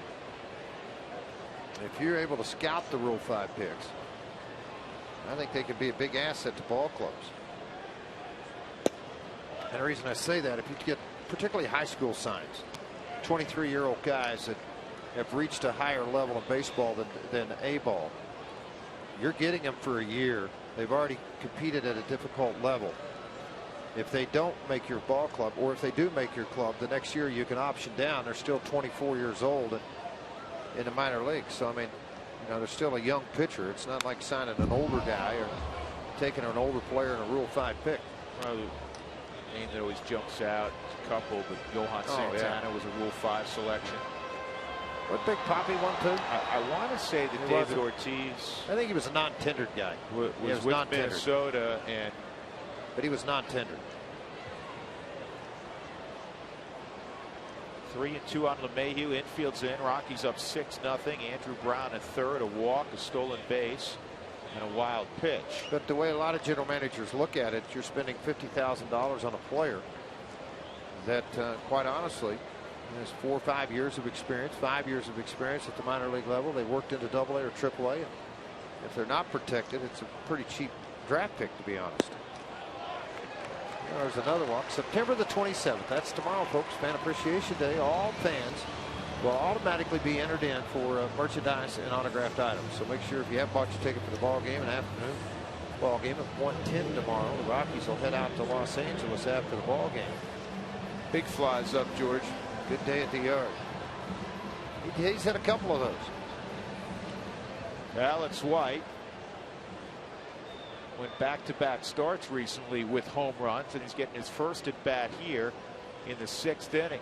Yeah, Pomeranz blistered a double back in the 4th inning. Why not add to the run total here? Nobody out, first and third. Middle infield drops back to double play depth.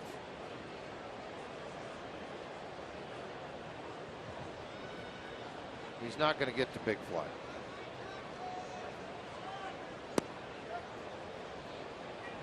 Oh, 0-1.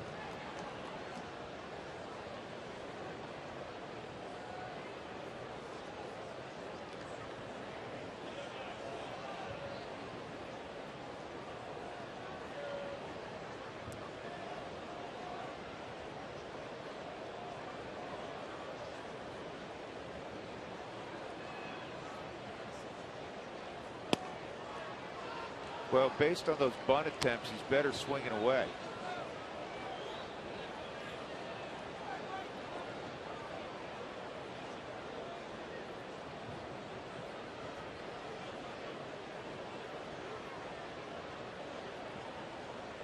I always forget one enormous Rule 5 selection name, George. How about Roberto Clemente? Yeah, he was pretty good.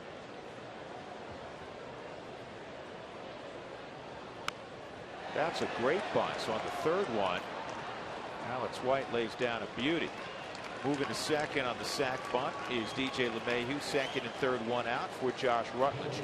A couple other names real quick. Josh Hamilton ended up becoming a Rule 5 selection. Yep. Jose Batista now hits pretty good one. A ton of home runs for Toronto. Bobby Bonilla. Dougie, thank you for pulling those up. AT&T trivia question. The Cubs haven't won a World Series since 1908. Who has gone the second longest without winning a World Series? I put a lot of thought process in it. I actually played for these guys. Yes, for a short period of time. Very short period of time. That's right. Indians. They got sick of you and they traded you to the Cubs. Me, Sutcliffe, and Hassey. For Joe Carter, Mel Hall, and that was a big trade. John Schultz and a couple other guys. Yeah, it worked out well for both sides. I went from 400 games out of first by June to first place with the Cubs. Indians, last time they won was 48. The Rangers 61. The Astros 62. The Brewers / Seattle Pilots 69. Of course, none of these teams have ever won a World Series. And the Padres, the Nationals, and the Expos have never, and they came in 69. Rutledge with a 2-strike count. Yeah, the Indians close in, what was it, 97 against the Marlins, wasn't that right? 1997 against the Marlins. Of course, Rangers last 2 years. They've been 1 strike from winning a World Championship. Nelson Cruz, maybe a little one more stride or whatever it was to catch that baseball in right field. We got another opportunity this year. 0-2 on Rutledge. Look out.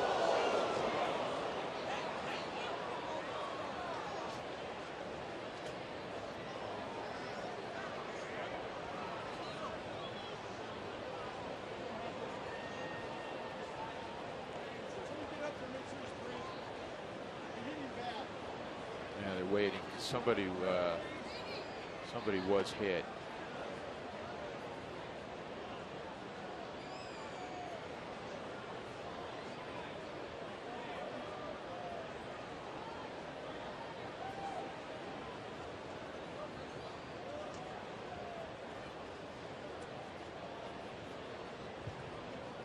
Yeah, it's the hardest thing for a player to do is look in the stands after taking a shot like that up into the stands. Try to continue on in a baseball game.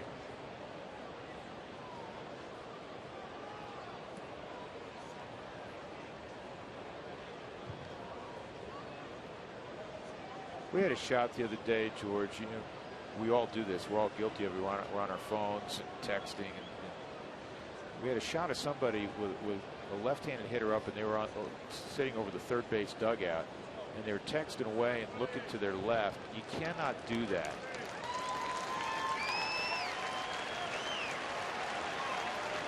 Looks like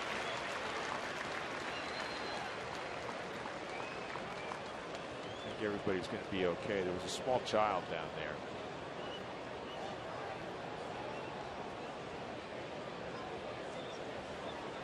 I don't want to get on my pulpit here, but if you have small kids, I know those are great, unbelievable seats. Sit farther back. There's too many distractions with little kids, and it's honestly hard to, it's hard to you protect them when a baseball's coming zinging at you from that distance. Tough for players to react at 60 feet. Great point, George.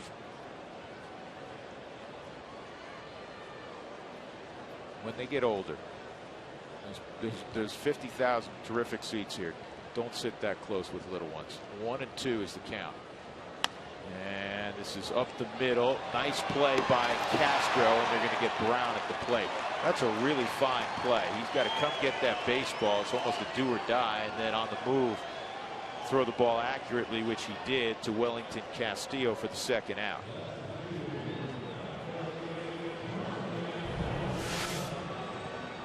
Good sinker, playing really in onto the grass, and on the fly threw a bullet. I'm not so sure. Maybe his foot didn't get in around that tag, but the ball beat him there too quickly. Mike Shaw, Subaru Supermo. Take a look at it here. Swipe and pull of the ball. Pretty nice pick there. And then here comes the runner. Tagged, made up, and pushed away. You really see it right here. Very close, but I think he's safe. Tag came pretty high. You're right. His foot may have been on that plate. Charlie Blackmon with runners at first and third, and 2 gone. Walk, a home run, and a comebacker for Charlie. Ball 1.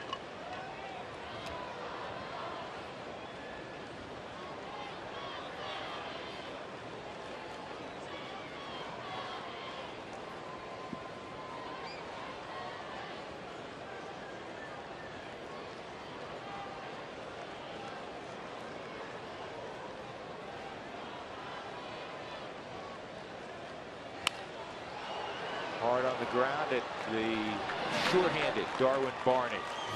So the Rockies threaten, do not score. They're up 6-0 as we go to the 7th.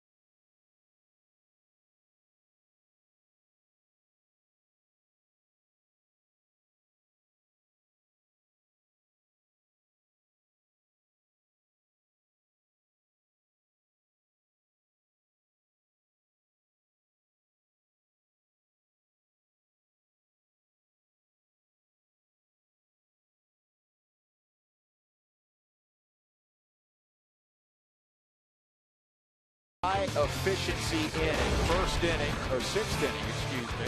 Alex White got a ground ball off the bat of Soriano to short. Starlin Castro would strike out. Good pitch there. And then Wellington Castillo, a fly ball to center field. Good inning. Learn about energy efficiency and how to save money in your home by visiting responsiblebynature.com. We go to the top of the seventh. Josh Vitters, Joe Mather, and then we'll see the pitcher spot.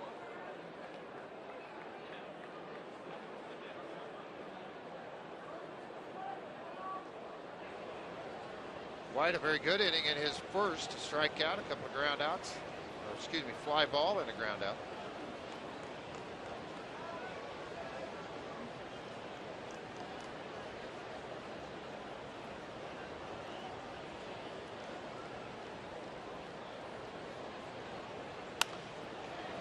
In the air to shallow right. It's going to drop in front of Andrew Brown. So Vitters with a fly ball single against Alex White, leading off the seventh inning.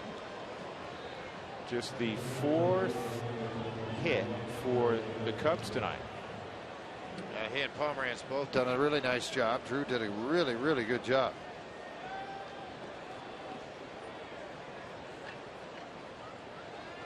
Joe Mather a walk and a ground ball to third.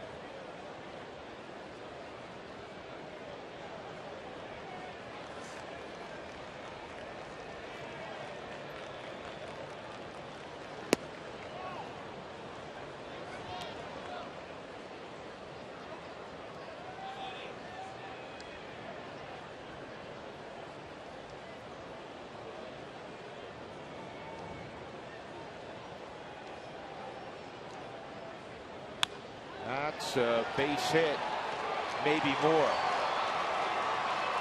Blackman throwing it in. It'll be a double as Vitters stops at third base.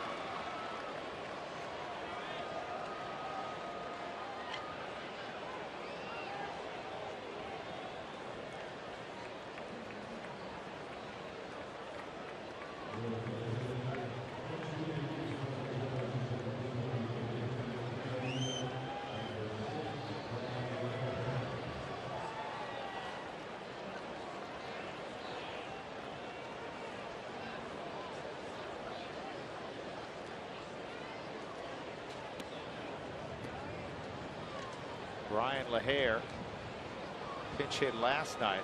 Remember LaHare, George? I mean, he was an all-star. Remember at the start of the year how well he was playing? He was playing very well. You're not kidding. It's a young man that battled around an awful lot to try to get something accomplished at the minor league level. Was doing it. Unfortunate situation here where he ran into a little bit of a bump in the road.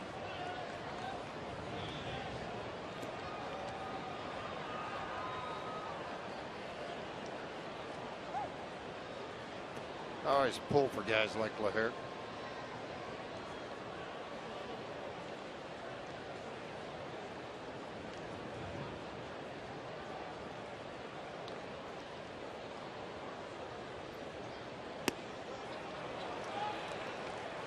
One ball, one strike. Your Rockies dugout stores have everything you need to go show your pride year-round. So make sure you give one of them a call, 303-832-TEAM. For more information, there's 6 locations now in the Metro.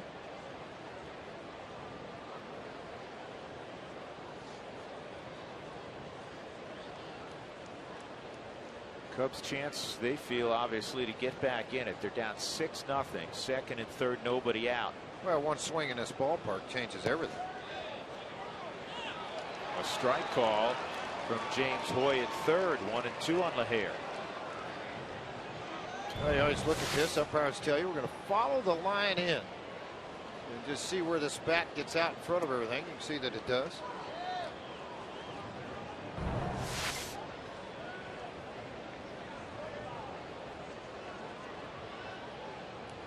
One, two from Alex White. He got him on a slider. So LaHare is the first out of the 7th inning, and that'll bring up Dave Chappelle. Pretty good located slider here, trying to get the ball down. Obviously, you want to keep the ball in the lower half of the strike zone with the slider. Perfect swing and miss. and 1 out, second and third. I think it's a big inning also for Alex White to see him work through this thing. The phone's ringing down in the Rockies bullpen. This is the rain starts to trickle down again.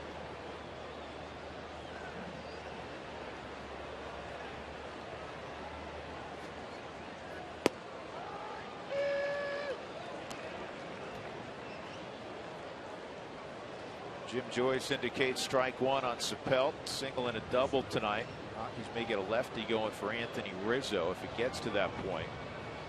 He's in the hole. Darwin Barney's on deck. That's exactly what's happening. Rex Brothers going to get it going quickly.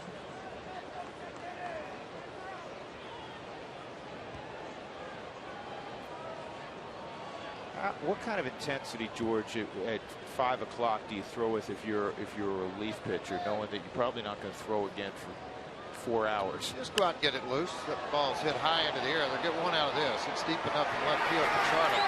Trying to get a run at it, make a run at it, maybe get the runner in third. They get him. You get it. What a throw by Blackman. Great tag by Nelson, and the run does not score. Josh Vitters obviously didn't come to the plate hard. We'll check again, but he should have scored, you would think, pretty easily. Shutout intact. Well, he's coming pretty hard. And then he eased up. He eased up, and it cost him a run.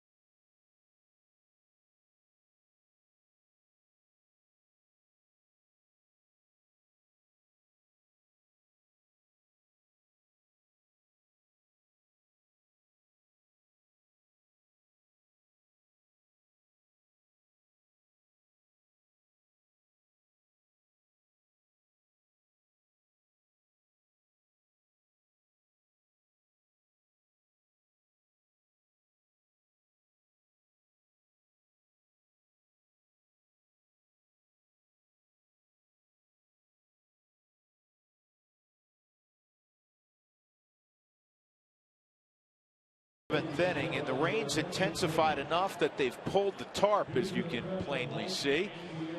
This is where we had a rain delay last night, and the rain delay was long enough that they just called the game as the Rockies won in a shortened game 10-5. I want to take you back to the play that ended the 7th inning. Vitters is coming home. The throw, as it should, goes to third because it's deep in left field, and clearly, and a great job coordinating that. You got to see both the out, if you're the home plate umpire, Jim Joyce, and the runner crossing the plate, and he got it absolutely right. Vitters had not crossed when the tag was applied.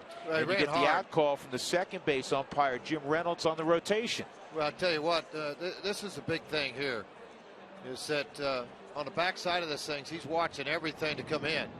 Tag's made, but the big key to this was Vitters just pulled up with the last 10 or 15 feet to go. He didn't think there would be a play at third base, and Vitters not happy. I mean, can't believe the throw came in. He got the out at third base and kept the shutout intact. Now, it does say here lightning is one of the reasons that due to the threat of lightning in the area, they've asked the fans to please move to the deck up underneath, get underneath the underhangs, the lower bow seating area, get out of there. Well, here's what we're going to do. With the Rockies up 6-0, we're going to take you to Rockies All Access. And as we always tell you during a rain delay, check back with us frequently, or we'll keep you, we'll enjoy Rockies All Access. And, when the game resumes, we'll be here to tell you about it. Rockies enjoying a good night.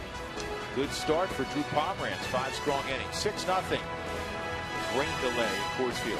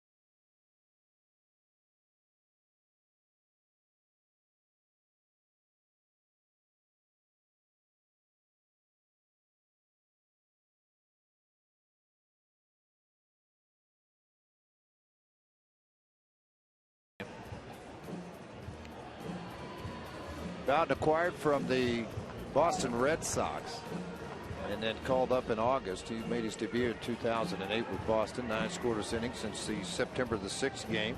Came over to Marlinburg cash considerations. That's when he came over and joined this ball club. Jordan Pacheco, Willeen Rosario, Tyler Colvin here in the bottom of the 7th with the Rockies up 6-0. To recap very quickly, the Rockies got 2 in the first. 1 out walk to Blackman. Pacheco doubled him in, and then Tyler Colvin would get the first of a couple of base hits tonight to drive in Pacheco. 4 runs in the third. Blackman a home run. Pacheco a single. Rosario a walk. Colvin a single, and then a bases loaded single from Chris Nelson to drive in 2.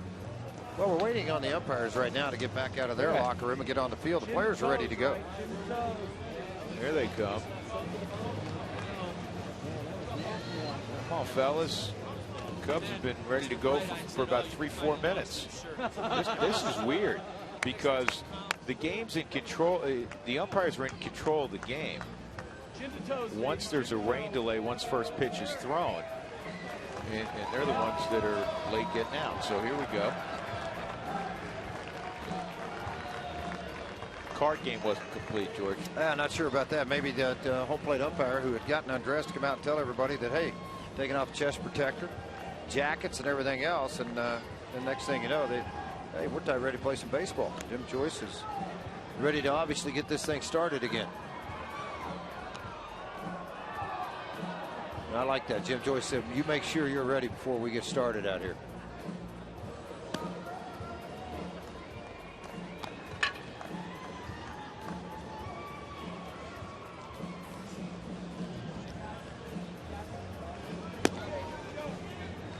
They'll go and throw it down a second time, and Jordan Pacheco will make his way to the plate. Dougie, what was the rain delay officially? We're at 1 hour and 24 minutes on that 7th inning rain delay.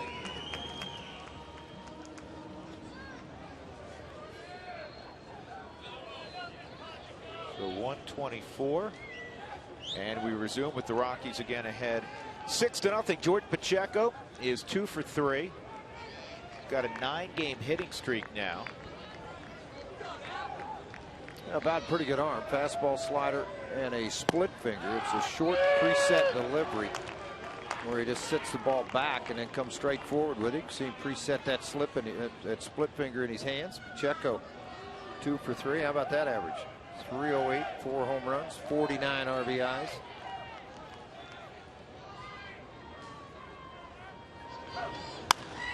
And Jordan pops this one up. Playable for Starlin Castro in foul ground. You know, Jordan, we mentioned with a couple of hits, so he's got the 9-game hitting streak going. Look what he's done this year. He's got a 14-gamer, an 11-gamer. He may have his 3rd double-digit hitting streak if he comes out tomorrow and gets a knock. He's had 3 hitting streaks of 8 games. Guess what? You know, when you have all those, you can hit. You can really hit a whole bunch. And they come in bunches. Willeen Rosario is 0 for 2 and a walk.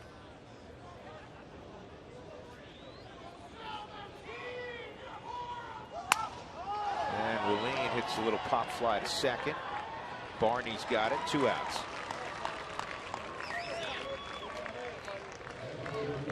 When you sit for an hour and a half, and you know you'll get the body limbered up and you get moving again, but George, like anybody else, fatigue's got to set in. It's 10:30 at night. Well, it's the hour and 20 minutes of just sitting around the locker room. Typically, you'll go in and grab something to eat. You'll sit around, talk to your buddy, take off your wet clothes, try to find some dry. And obviously, these guys multiple uniforms in their lockers, so that's not hard to do. But then kind of get things stroked back up again and get it going. It makes it a little easier when you're on their side of the fence right now, leading 6-0, than it does for the Cubs. Guaranteed seats for 2013, the Yankees Red Sox fireworks on opening day by purchasing a season ticket or a mini plan. Request info online right now at ColoradoRockies.com/2013 tickets.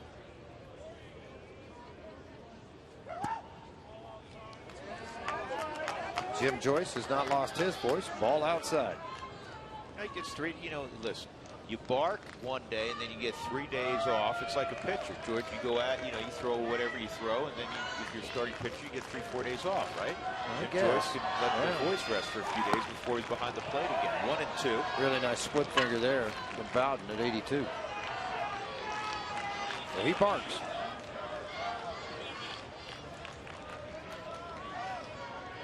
He really barks. I can tell you that. Bowden right now would probably like to drop another split on him. And run that thing away. Colvin and LeMahieu both hurt their former club. You mentioned it, George. He's been pitching well. Here's the 1-2. And he went to the splitter.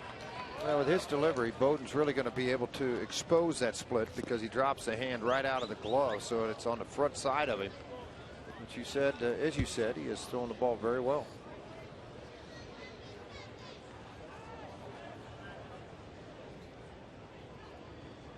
Colvin's got the average above 290.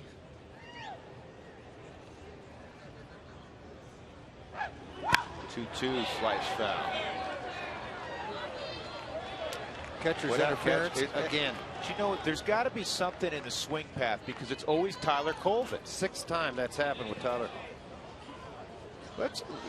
Fellas, can we take a look at that, at his swing? Is there a side look, Mike? I'm talking to the truck out loud here, folks. A lot of it is, here's what I think it is more than anything, and we'll slow it down for you. As he starts to come forward, the ball's coming out and frees it out front. See how far the catcher reaches out to get it? And he fires late, and it's a long swing. But there's got to be, he's got to. Because of being a late, long swing, though, as the catcher goes out to get to the baseball, that's where they're catching the tip of the glove. It's always Tyler Colvin. That's good. You're on base. It's an E2, and it's not an at bat. It's the one time you reach on an error and it doesn't count against you. I mean, if you hit a ground ball, as I'm sure you're aware, to short, and the shortstop bobbles it, you reach. That's an offer. But you're on first. Here it's an E2, and it's not an at bat. Chris Nelson, a couple of hits, and the one time they got him out, George, if you remember, because I know it's a couple hours ago now, he had a rocket to center field. Yeah, swung about well.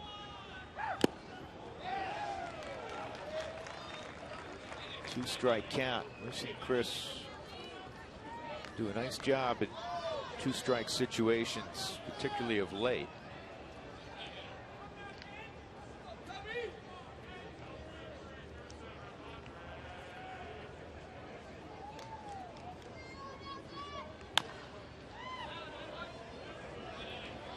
I know the post-game folks, Joel and Huey and the Cowboy were talking about the fact that a lot of good things have happened. They mentioned a lot of these young players, and because of injuries, they've had an opportunity, and so they're going to put 200, 300, 400 at bats into their pocket that they'll take to the offseason and then to spring training next year, knowing that, hey, I belong in the big leagues. Well, it gives you right. It gives you that. Now, of course, you got some parts that are going to come back in. It's going to make your club better. With Tulowitzki, Gonzalez, Fowler, they're all back in again. But it gives you confidence going in that if you don't have room here, maybe there's room somewhere else in baseball. You've proven a point to everybody.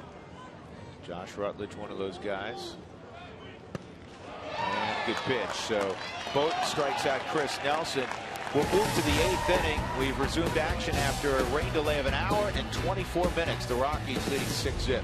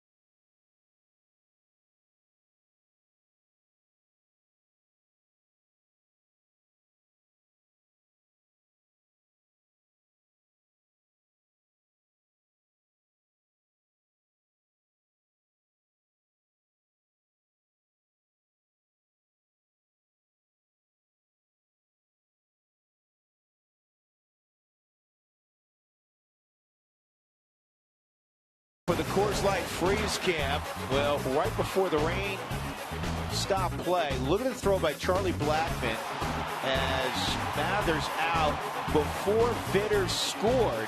So that's why the Cubs still have a goose egg up on the board. Matter can't believe he's out, but he was. Great throw, Charlie Blackmon, and Josh Vitters will never slow down again on a sac fly going to the plate. Now, the lesson learned there. If it didn't, it should be. Well, here you're going to take another look at Rob Scahill. Scahill's done a nice job for the Rockies since being recalled. 5 2/3. He hasn't given up a run yet, all out of the bullpen. I personally think that's probably his future for me. 7th, 8th inning guy that can run it up to 97, 98. He's pitched 92, 95 since coming back from Colorado Springs. Been a starter for the majority of his career, with the exception of the Arizona Fall League last year. Darwin Barney 0 for 3 will lead it off. He's the 2-hole hitter for Dale Swaim.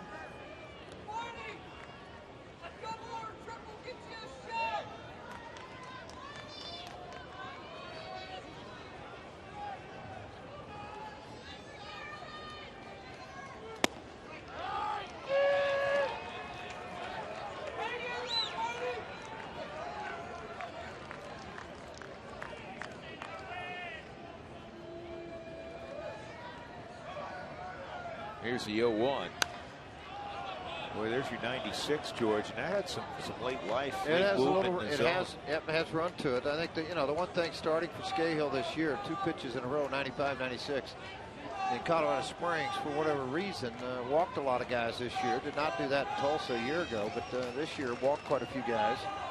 But still talking about a big arm, and that's where I think the 1 or 2 inning exposure out of the bullpen, he could be a very productive major league pitcher. Well, that's a 90-mile-an-hour slider, cutter, whatever it was. Barney didn't like it much, did he? There's very good late life on this, and it's a cutter. When Rob gets up on top of this, it can be absolutely filthy, and that was. You can take a look at it right out of the hand here. You can see the slider rotation on the baseball. Barney down 0-2 and then gets that nasty. 8th inning, Anthony Rizzo with 1 out. He's 0 for 3. Outside, ball 1. Strikeout, ground out to first, and a ground ball to the second baseman, DJ LeMahieu. I guess Dinger's got his robe on. Let's take a few pictures. I'm going to the rack. I'm going back to the den. Well, you know what? Everybody's got a bedtime, and obviously Dinger has hit his. Got his blanket. Where do you go shopping for a robe that size? Big and tall. Yeah, real big and real tall. 2-1.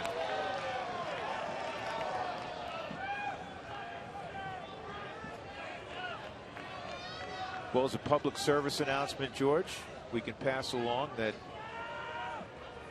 the NFL and the NFL Referees Association has reached a tentative agreement on an 8-year collective bargaining agreement. It's a tentative. See, I don't like that word tentative. No, because that means it hasn't been signed. Tentative.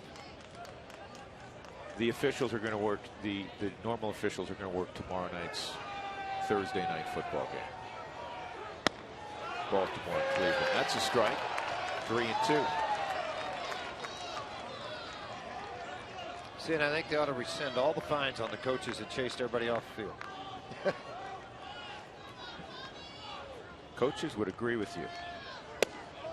Just missed at 96. So a 1-out walk to Anthony Rizzo.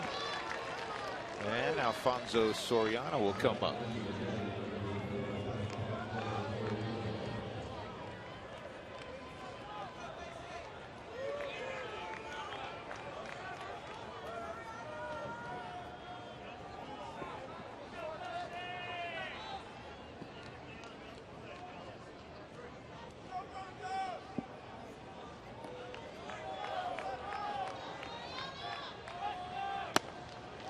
Inside. Soriano is a 7-time All-Star. I'll tell you another thing about Soriano that some people may have forgotten. I mean, this guy could fly. He reached 200 home runs and 200 stolen bases. That combination faster than any player in history. Line to deep right field, and it is off the glove of Andrew Brown. I'm sure that'll be an error. Ball was hit hard, but Brown was right there. If it is, it's going to be the second. He just didn't judge the fly to the baseball. It's plain and simple. He's jogging over at it. It's not like he had to make a sprint run to catch the baseball. So Starlin Castro.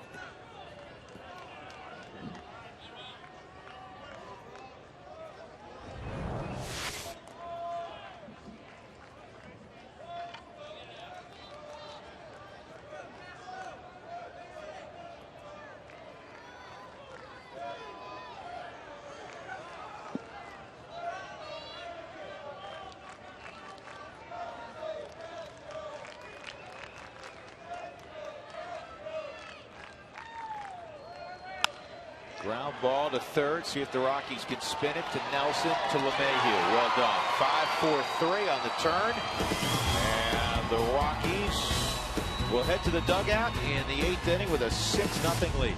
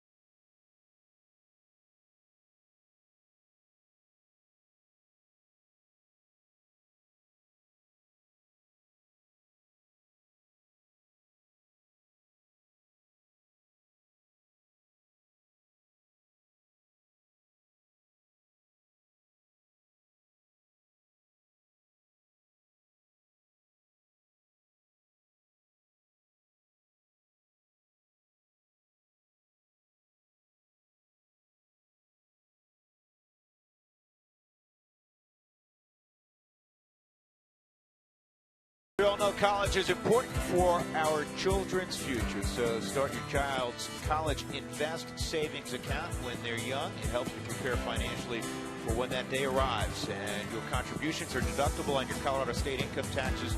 Are you saving for college or just talking about it? collegeinvest.org.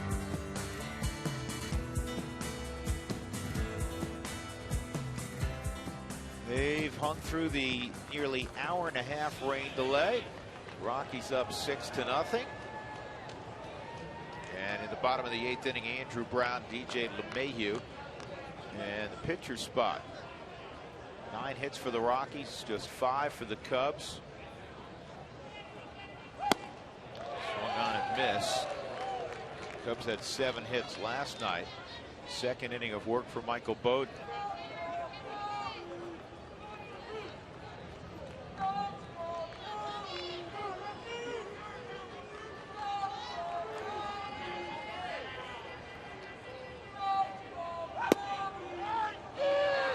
There, 0-2.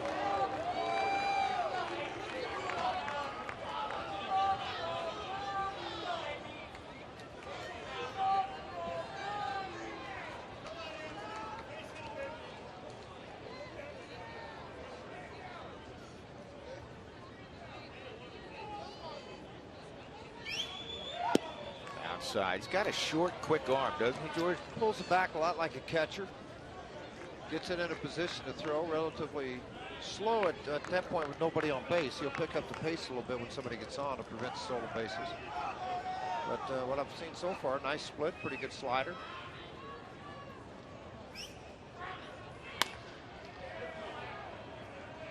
Tough to see the ball. The 93 comes out and appears to be about a 94, 95 mile an hour fastball because of the short, quick arm action.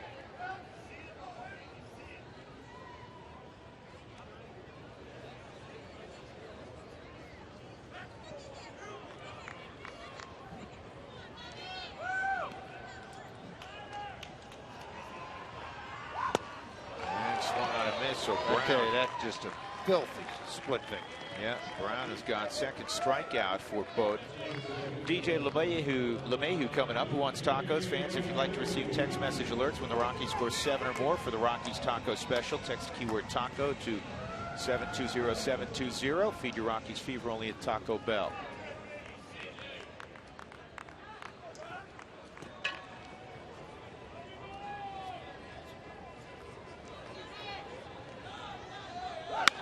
LeMahieu with another base hit. 3 hits last night, 2 tonight, including a walk, so he's been on base 3 times.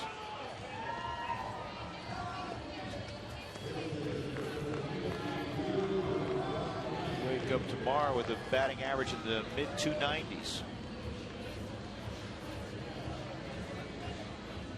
Well, Scahill's going to get to hit for himself. Not surprising. 6-0 ball game. You get to give Rex Brothers, Betancourt, and Belisle an extra day's rest. He pitched good in the last inning. Why not? It is his second big league at bat. I'm sure Mom and Dad living in Illinois are watching the ball game right now. And what a treat it is for Rob to pitch against the Chicago Cubs.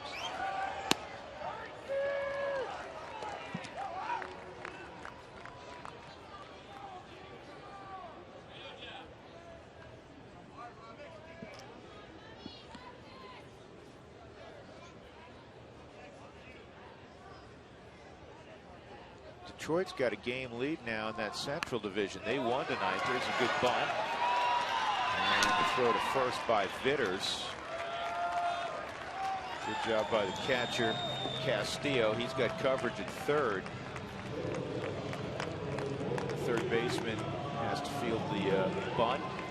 And the White Sox lost to Cleveland 6-4. So the Tigers are in first place by themselves.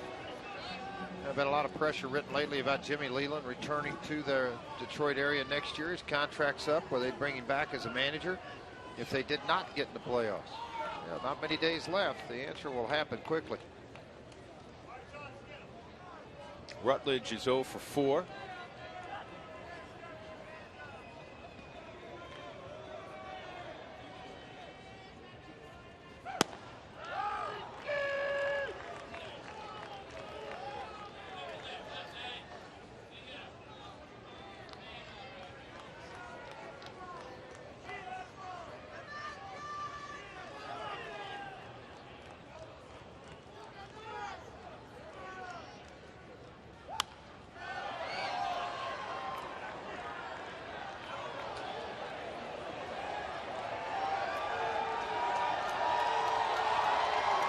The crowd is giving the folks that have stuck around. There's a guy running to get a baseball because naturally the hour and the weather, there's not a ton of people here, and these guys wearing a Cubs jacket, so they're booing him and hoping a Rockies fan gets there first.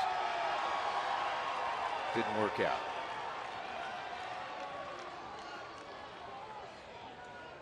Oh-2 on Rutledge. Fastball at 93 is high.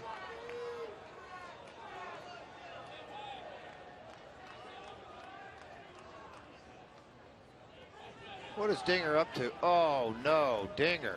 Who'd you kick off the headset? Don Mills? No, that's okay, though. That's fine. I'd kick him off, too. Now they're going to show him how to run this thing.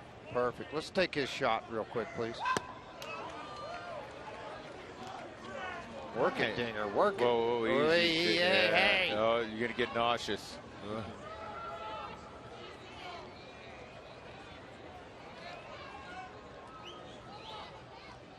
Kind of what we're used to with Donnie, though, isn't it?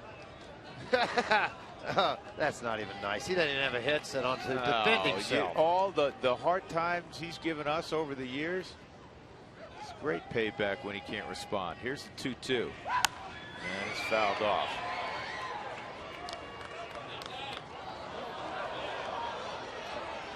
Probably get him a little bigger headset, though. And Dinger, the headset belongs. Well, that one's not going to fit there, Drew. Yeah, probably right.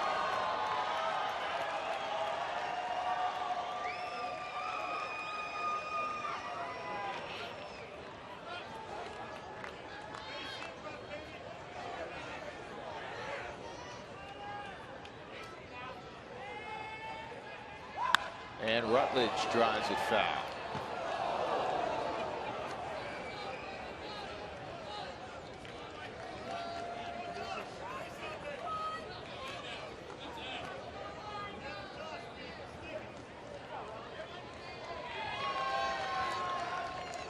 Dinger, work it.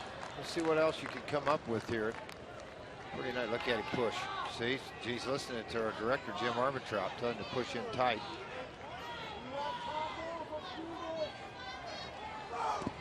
Did off the split. 3-2.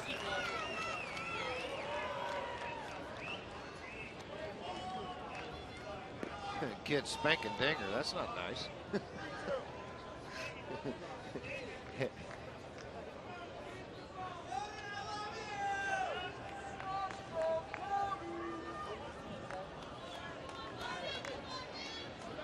Rutledge has worked it to 3-2. 2 outs. LeMahieu, who singled, now at second base.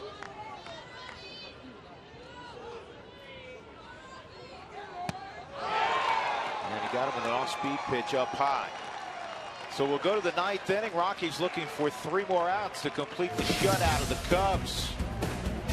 Donnie's got a new friend. Sentimental.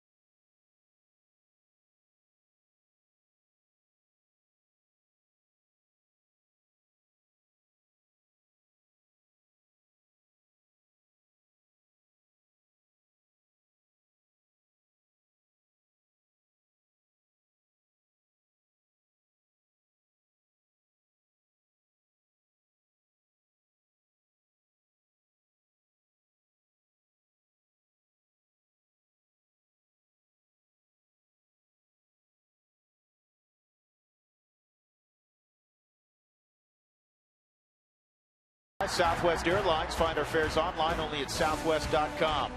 By College Invest. Are you saving for college or just talking about it? And by Ram Trucks. Feel the power of Ram Trucks now during Ram Power Days. Let's check in with Mark Stout. He's got a little bit more on Rob Scahill, who will be asked to get the next 3 outs. He got the last 3. Go ahead, Mark. You know what, Drew and George, I had a conversation with him knowing the Cubs are coming to town because he's from DuPage County, just to the west of Chicago. Grew up a White Sox fan, was a Mark Burley guy, has been to Wrigley, like Mark Grace. And then I was talking about who's watching back home. Well, his girlfriend's name is Aurora. You may remember that name. She didn't see him make his debut because she went to Atlanta, then Philly, then had to go back because she is a 4th grade school teacher. And get this, she's teaching at the elementary school that he went to. Well, really? He got her the job. Did he get her do you know that phrase? I just threw it out there, Mark. Oh. Come on. Hey, you know what? That's almost as good a story, Mark. Yeah. As that Michael Kadyr's wife, Claudia. Right. It was a 4th. Wait, no, she was a. Not she was. She is a, I believe, middle school teacher. Or no, I'm high really school English right teacher. now. Hold on. She's a high school English teacher, and she taught Justin Upton when Justin was in school. Pretty good story. Michael was already in the big leagues, and his wife's teaching Justin Upton. A few years later, Justin's in the big leagues.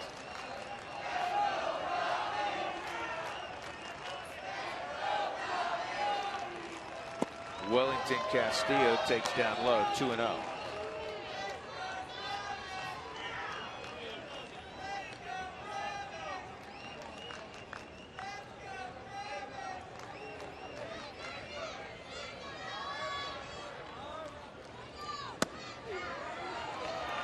Three and 0.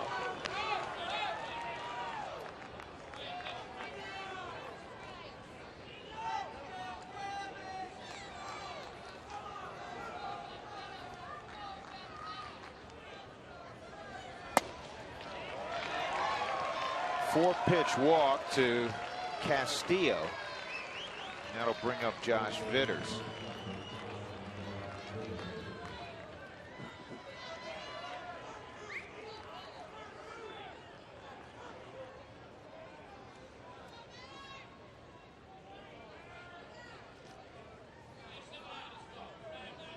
In a game like this, 6-0, a lot of times your first baseman will play directly behind the runner, not to allow just a freebie stolen base. Now, with an arm like leans behind the plate, a lot of teams have stopped trying to do that, the indifference thing, or just take off running and let him go to second base.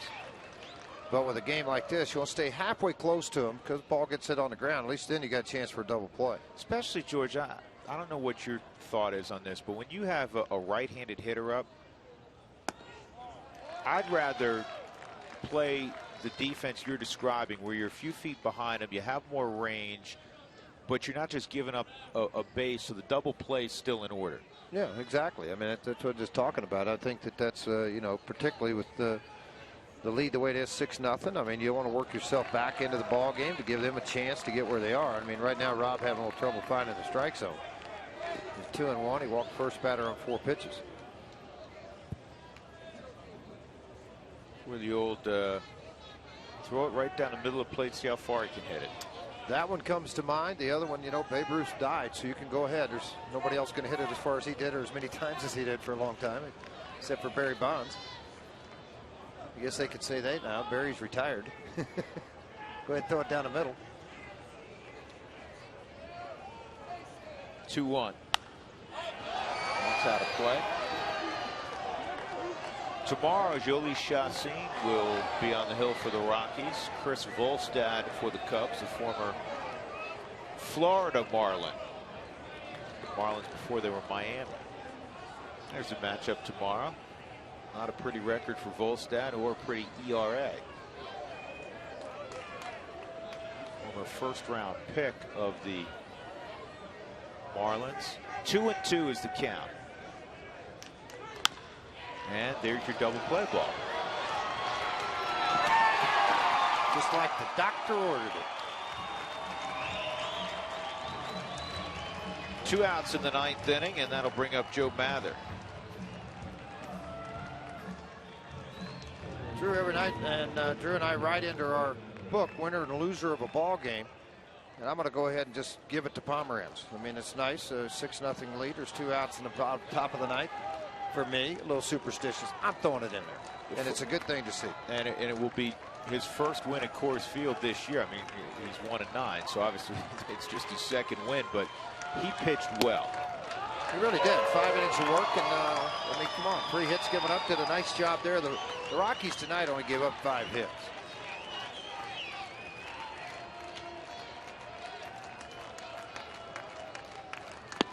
And 0-2 on Joe Mather. Talking to him yesterday. He's a native Arizonan.